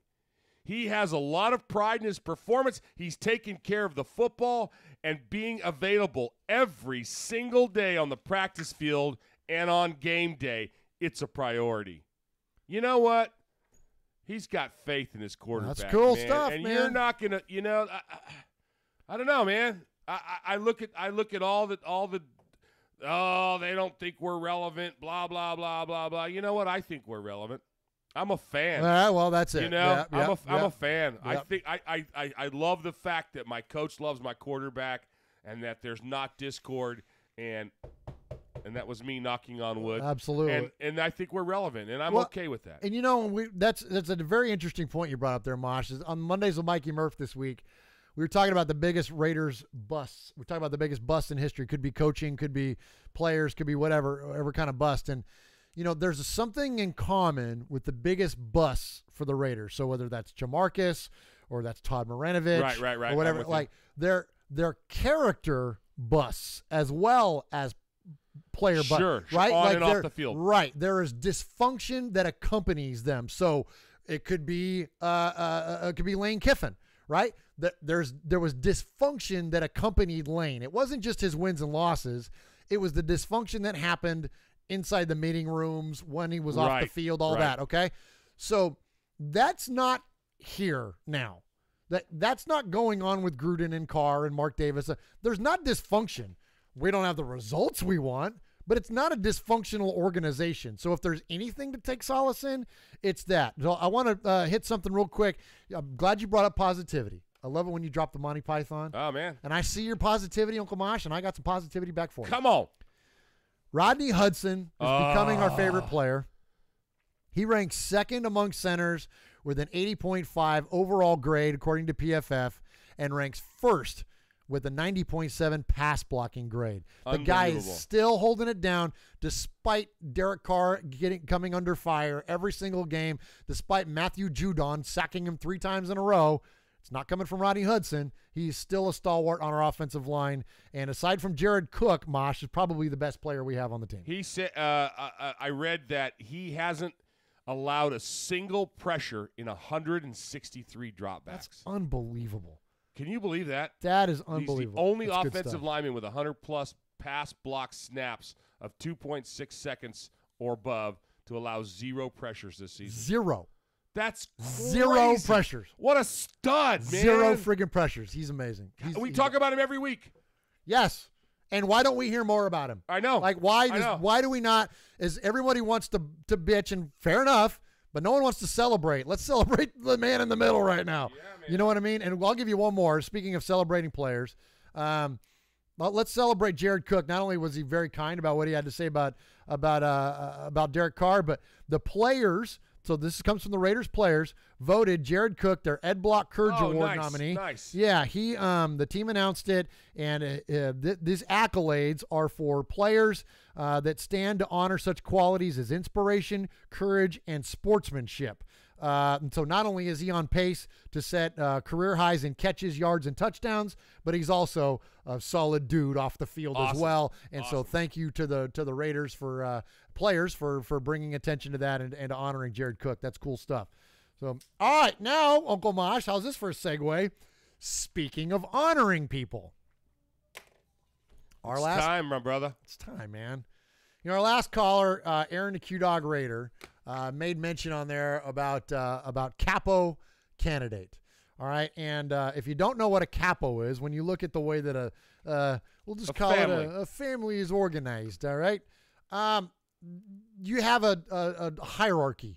There's an organizational chart, if you will, from top to bottom, and it starts at the top with the Don, okay, the boss, the undisputed leader of the family's organization. Then next to the Don, you have the consigliere. Right. Okay. The consigliere is a trusted counselor and advisor to the boss. The consigliere is a confidant, usually number 3 man in the family, typically has flowing silver hair and can carry a show tune. Absolutely. Okay.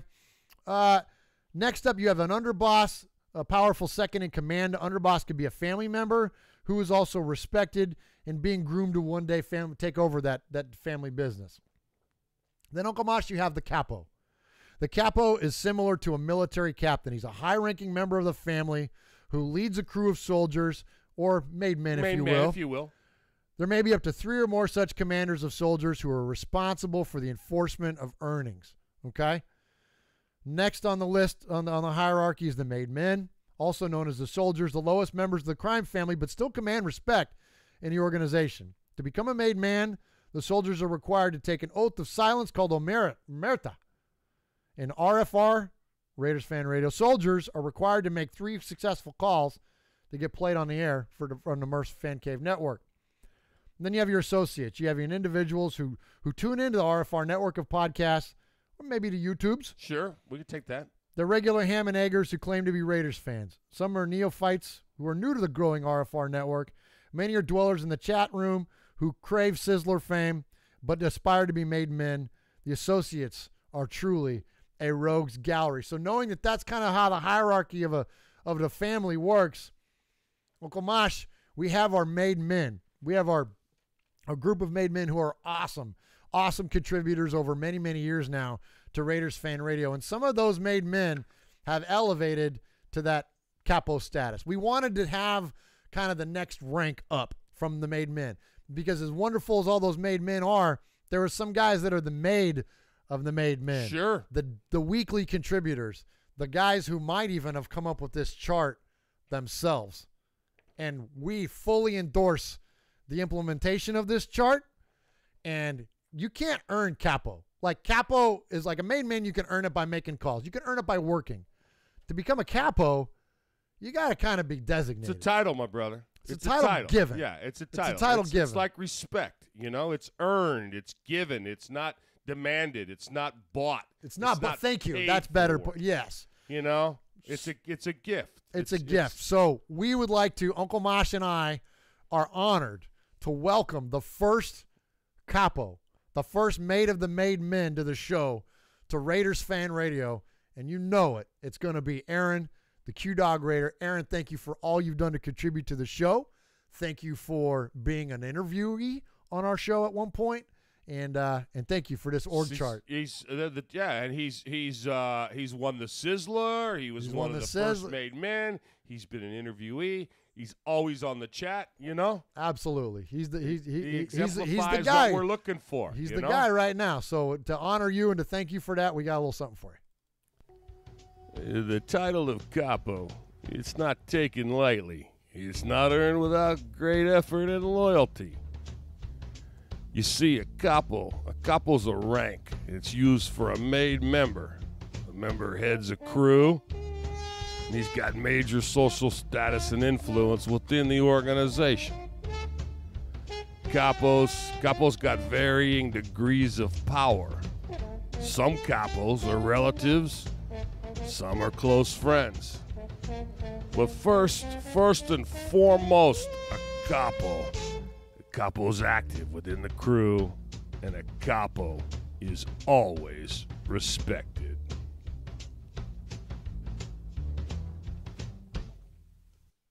Thank you, Aaron, the Q-Dog Raider. Congratulations. You are the first. And look, we're not going to hand these things out lightly. This is not like you're going to get like a weekly segment of us going like, okay, and now this week's Capo. This is like a maybe once in a year, once every few months kind of thing. So anyway, so not taken lightly, and appreciate, again, all the support that you give to Raiders Fan Radio. All right, Uncle Mosh, let's jump back into the Sea of Fans mailbag. We got a couple more before we get out of here for the night, and let's hear from our buddy Jack in Albany. Hey, this is Raider Jack calling from Albany, Oregon. How you doing? What's going on, Murf, Uncle Mosh, rest of the Raiders Fan Radio Nation out there? I had a thought. I was sitting here watching a thing on fandom. So I had a thought on fandom. My thought on fandom is this. A lot of times in fandom, you'll notice that the fans often reflect the team. You look at, for example, I was raised in Indianapolis. Look at the Colts. You go to a Colts game. The Colts are very kind of clean cut for the most part. You look at their fans. They're all wearing polos. You know, a lot of fans out there. I mean, you might get some in the cheap seats that are, you know, from the city around it, but most of them are, you know, wealthy people that are there at Lucas Oil. You go out to the Black Hole, you see the insanity that the Raiders have, and it's a good feeling. A lot of times you'll notice that the dysfunction of the team does tend to bleed over. So if there's a felt dysfunction going on, you'll see fans jumping ship, screaming, yelling, making nonsense, you know, claims, and when we don't understand what's going on back and forth in the front office and such like that, it all feels very unstable, all feels very disheartening. It's good to come together when we see these kind of things to, you know, kind of put that sort of thing down. Because I've been on a lot of Facebook groups that have this problem, and I'm just tired of seeing it. I'm tired of seeing these fans be like, oh, well, I'm jumping ship or screw this team or blah, blah, blah. I'm like, I've been loving the Raiders since I was a kid, since they were in L.A.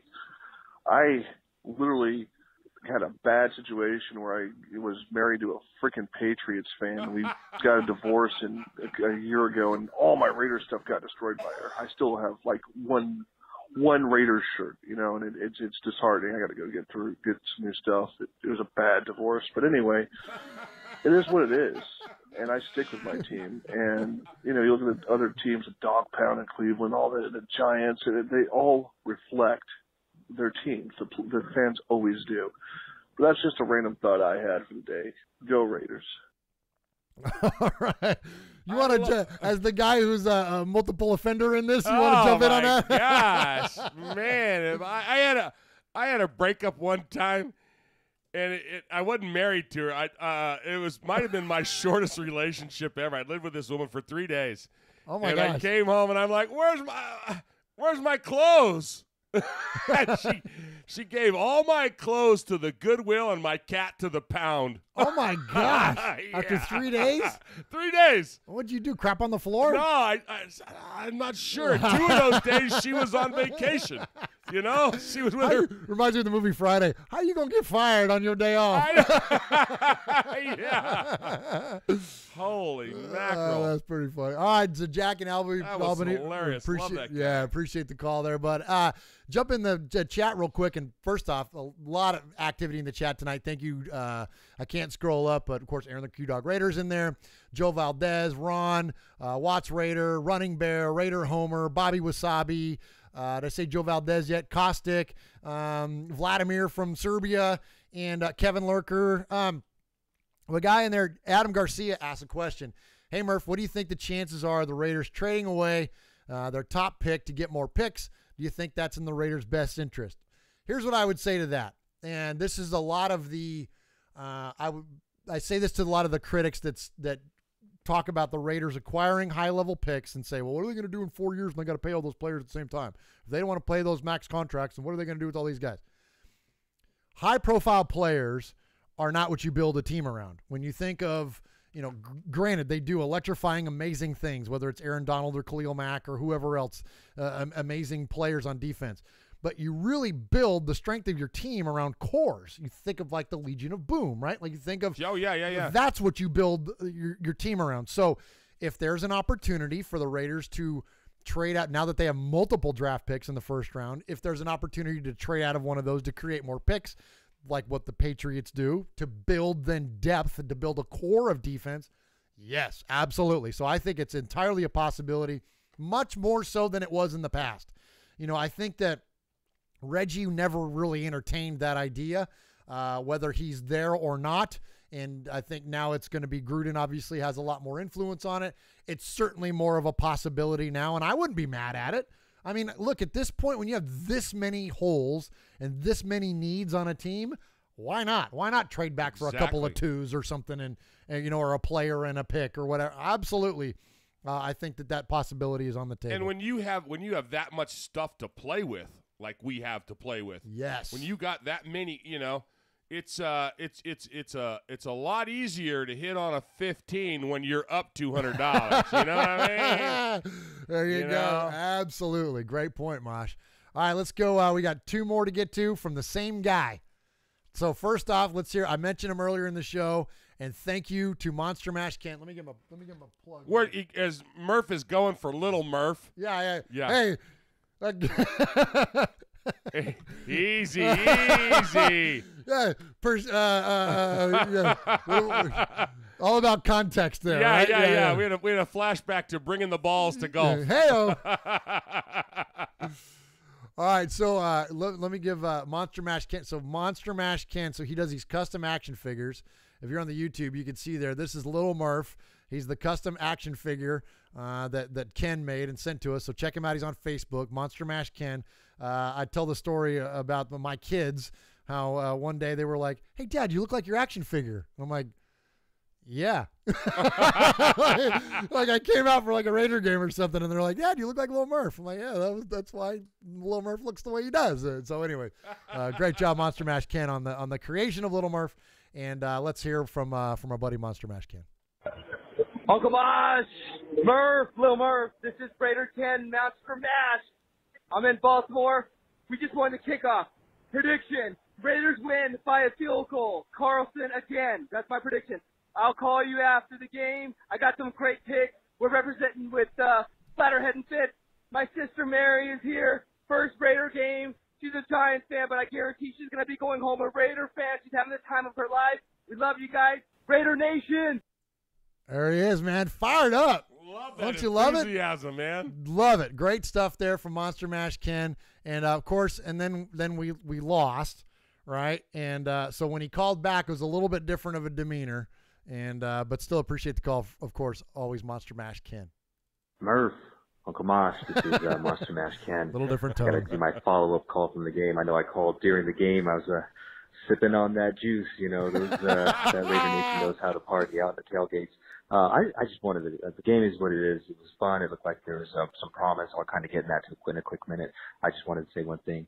No matter what the turmoil is of the nation and our team and where the management is going, one thing that is always consistent is the loyal fans, those tailgaters that are out there early in the morning and just having a good time. It's like a real family. I brought my sister-in-law, and she's a Giants fan, but I guarantee you, after that game, she's now rooting for that black and silver. So she had a great time, and the Chuck and Splatterhead and Fitz, they threw a hell of a party. The Jersey chapter of the Raider Nation, it was amazing. A lot of great picks. I was very fortunate to be able to go on the field and meet Al Davis and Mackenzie's brother. I got his name for a second there.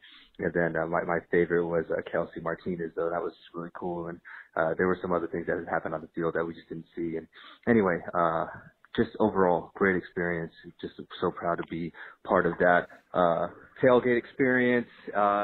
Anyway, as far as the game goes, I think we see some promise in some of these young studs, and that's all we can hope for, right? I just wish for the best. I know a lot of people are saying trade Carr now, and you see all these crazy Twitter posts, and it's just going to set us back. I hope it doesn't happen, but if it does happen, you know what? We just got to ride with it like we always do. Anyway, guys, I hope Thanksgiving was great. I hope you had a great time. Mosh, I hope you didn't eat a lot of donuts. And love you guys. Take care. God bless. Oh, man. Good stuff there from Monster Mash Ken. Yeah, man. Appreciate him shouting out the guys in the black hole and Splatterhead and Fitz and what they had going on there. Because that's, again, we win the tailgate. We win, the communal nature of fandom. Like we win that every single time. And, so really cool.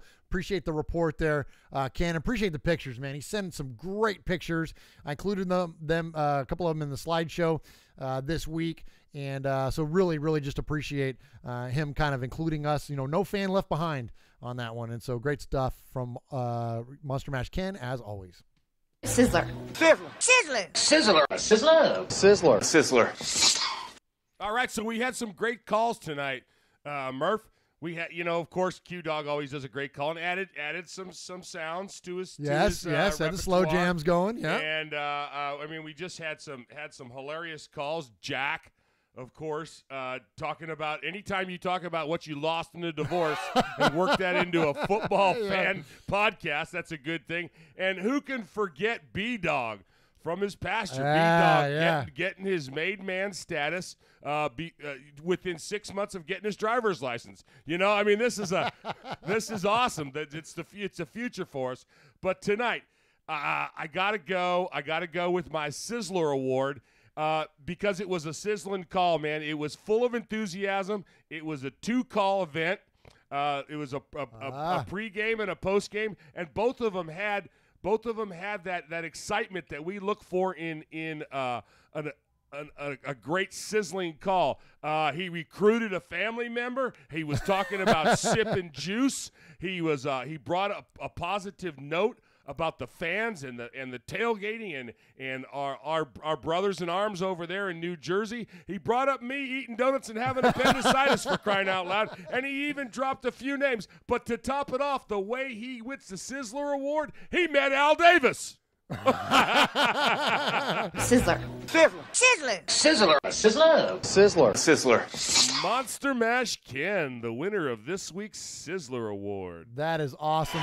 We are Metallica, and we are here for your Oakland Raiders. You know why we out here, and we ain't playing around today. From The Walking Dead to errant Jedi Knights, Raiders fans are a rogues gallery.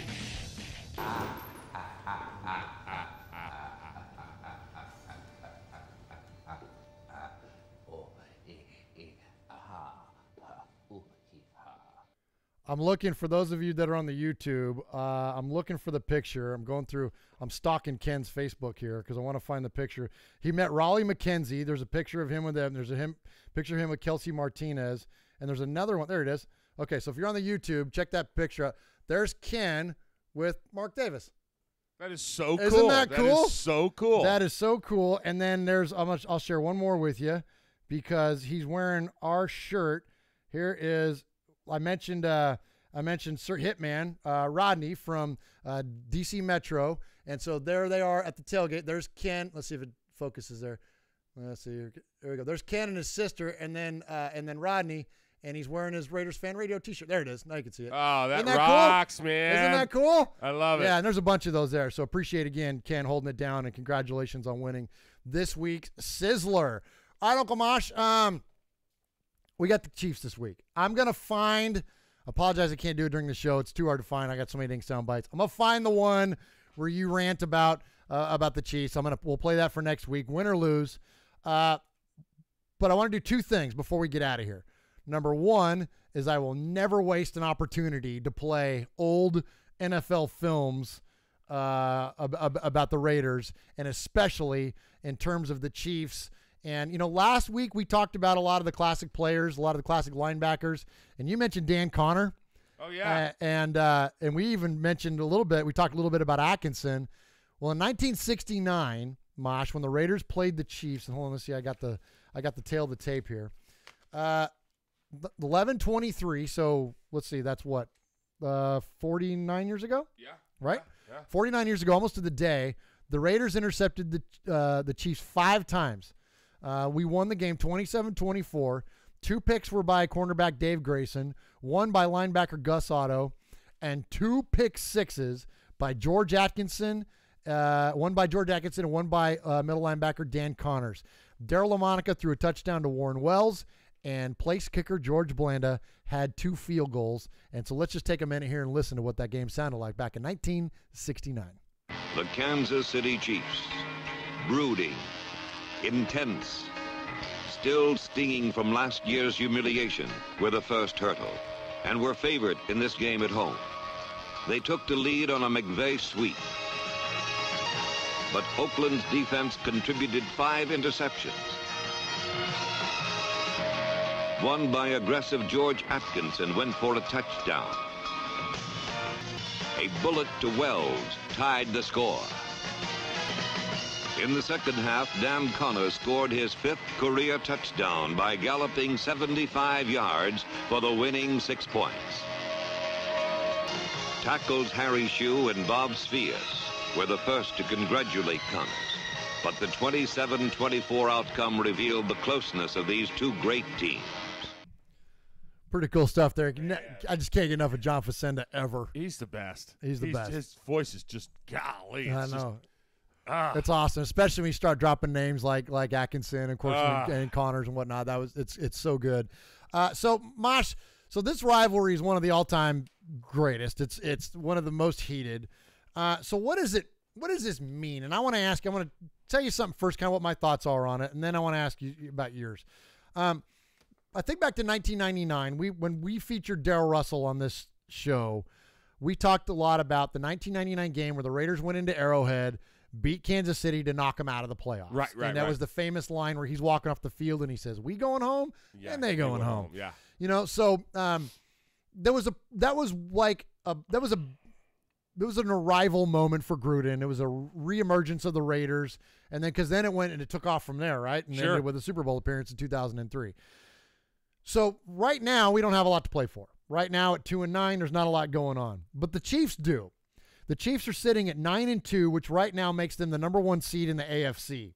On their heels are the Patriots at 8-3, the Steelers at 7-3-1, and the Texans are now 8-3 after beating the Titans on Monday night. So by knocking down the Chiefs a rung, at a minimum, it's probably going to put them into a tie-breaking situation, if not potentially could move them from being a first-round bye all the way down to being to where they don't even get a bye in the first week at all. They could knock them down. We could knock them down into being a 4th seed in this, right, and forcing them to play in the first round of the playoffs. Now, I know we got a long way to go to get to the playoffs, but my point being, though, is that they got a lot to play for, and we got nothing to play for. This could be an amazing moment for us. Now, look, I don't have any delusions the Raiders are going to, win this game by 40 points or whatever, but being that it is a rivalry game, any given Sunday, right? We've seen crazier things happen in the NFL. My question to you is this, Mosh. Aside from the impact of the records and aside from the impact of the playoff picture, what would this mean? And I asked Mikey this question this last week. What would this mean to Gruden and his legacy and to us as fans if we beat the Chiefs, the number 1 seed in the AFC and arguably the best team in football? If we knock them off on Sunday, does that shut everybody up at least for a few weeks, if not the rest of the season, if we can somehow miraculously pull off a win? Running Bear in the chat room, he said it so eloquently, and he says, this is a game where the Chiefs could possibly overlook us, and we'll be the team they lose to that they shouldn't. We always beat somebody we shouldn't. We always lose to somebody we shouldn't. That's why we play the game. And, man, nothing will shut up the boo birds. Nothing's going to shut up the haters. Haters got to hate. And, okay. and those people, for those of you that follow the show and my golf analogy, those people that are going to complain about the Gruden and they're going to complain about everything up through the Super Bowl win, and then they'll bitch and moan about that because we didn't cover the point spread. Yeah. They're going to hate. Would it shut people up? No. It won't shut them up. Will it be the hand to help the folks back onto the bandwagon? Possibly, but I don't know. I know that like every Sunday that you and I have watched football, we're thinking we're gonna win. And that's what you do, and that's what you do, and that's what fans do. Or you wouldn't spend the money on the jerseys or the shirts or the tickets or the tailgates or whatever else. But You know, I'd love to see it. I'd love to see it. And I don't care what people call it. They're going to call it a fluke. They're going to say, "Oh, Kansas City took Oakland too light." Okay, so what? So what? Who got the W? Yeah, exactly. Exactly. You know? And I think just personally, it will do a lot for us and our show, and that, it's tough to be the guys that are positive. It's tough to be the guys that are towing the line when the team is underperforming. Because, and I've said this before, and I'll continue to say it, at the end of the year, 31 teams' critics are proven right. Only one team wins the Super Bowl. So you can, any criticism you have of your football team, you're proved that you're right at the end. So for us, if we can pull off a win like this, then it will help when we do encounter those people, when we do encounter those things, whether it's online or face-to-face, at least we can have that in our back pocket to say, yeah, well, we beat the Chiefs, so something's going right. You know what I mean? Yeah. It's true. I don't know. It can happen. It could happen. I ain't scared of no Chiefs. Well, I ain't scared of no damn Chiefs. No. I ain't scared of no damn Chiefs. So here's a more realistic conversation, because I don't think the Raiders are going to win. But they are 15-point home underdogs to the Chiefs. This is the biggest spread for them at home going back 20 years. Wow. We were 14-point underdogs against the Eagles in 2009, which the Raiders won that game 13-9. But my dad used to always say, always bet the home dog. You always bet a home dog. And 15 points is a huge spread in the NFL. Yeah, it is. Anytime you go more than 2 touchdowns in the NFL, that's a monster spread. So, we got a little gambling town down the road from us in Tunica, Mississippi. If Uncle Mosh, if you and I were down there at the Gold Strike this weekend and you had $100 to lay on a football game, would you bet $100 on the Raiders to cover the 15-point spread? Well, absolutely. I would too. And the reason I say that is because I would have already won $500 at the crap table. So I'm a winner either way. That's exactly right. Absolutely. Playing with house money, right? Playing with house money. All right, guys, that's all we have for tonight here on Raiders Fan Radio. Appreciate everybody joining us. As always, appreciate the chat room. I can't scroll up, but Pirate 1975, and yes, Pirate, I'm gonna sing the Mikey and Murph theme song if we beat the Chiefs. I made him that bet this on Monday's show.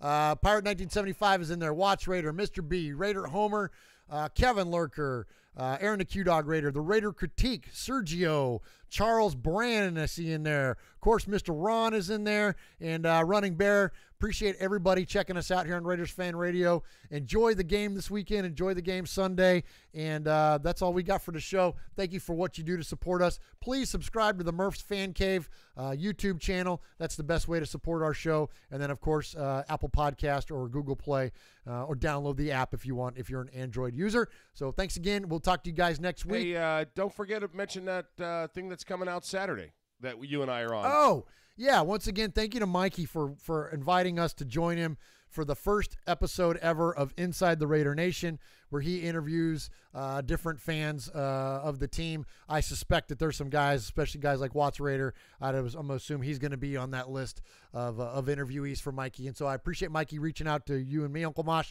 to be the first interviewees on that. And yes, that will be out Saturday. And if you follow us on social media, I'll have links out to that. You can find that on Mikey's YouTube channel, which is On Air Nation, and I'll have that out on our Facebook and on our Twitter. All right, guys, that's all we got. Uncle Mosh, close us out. All right, man. Well, hey, just like my buddy B-Dog from the pasture says, it's a school night. I got to go. I got to work on a science project. But don't ever forget, what's done in Vegas started in Oakland.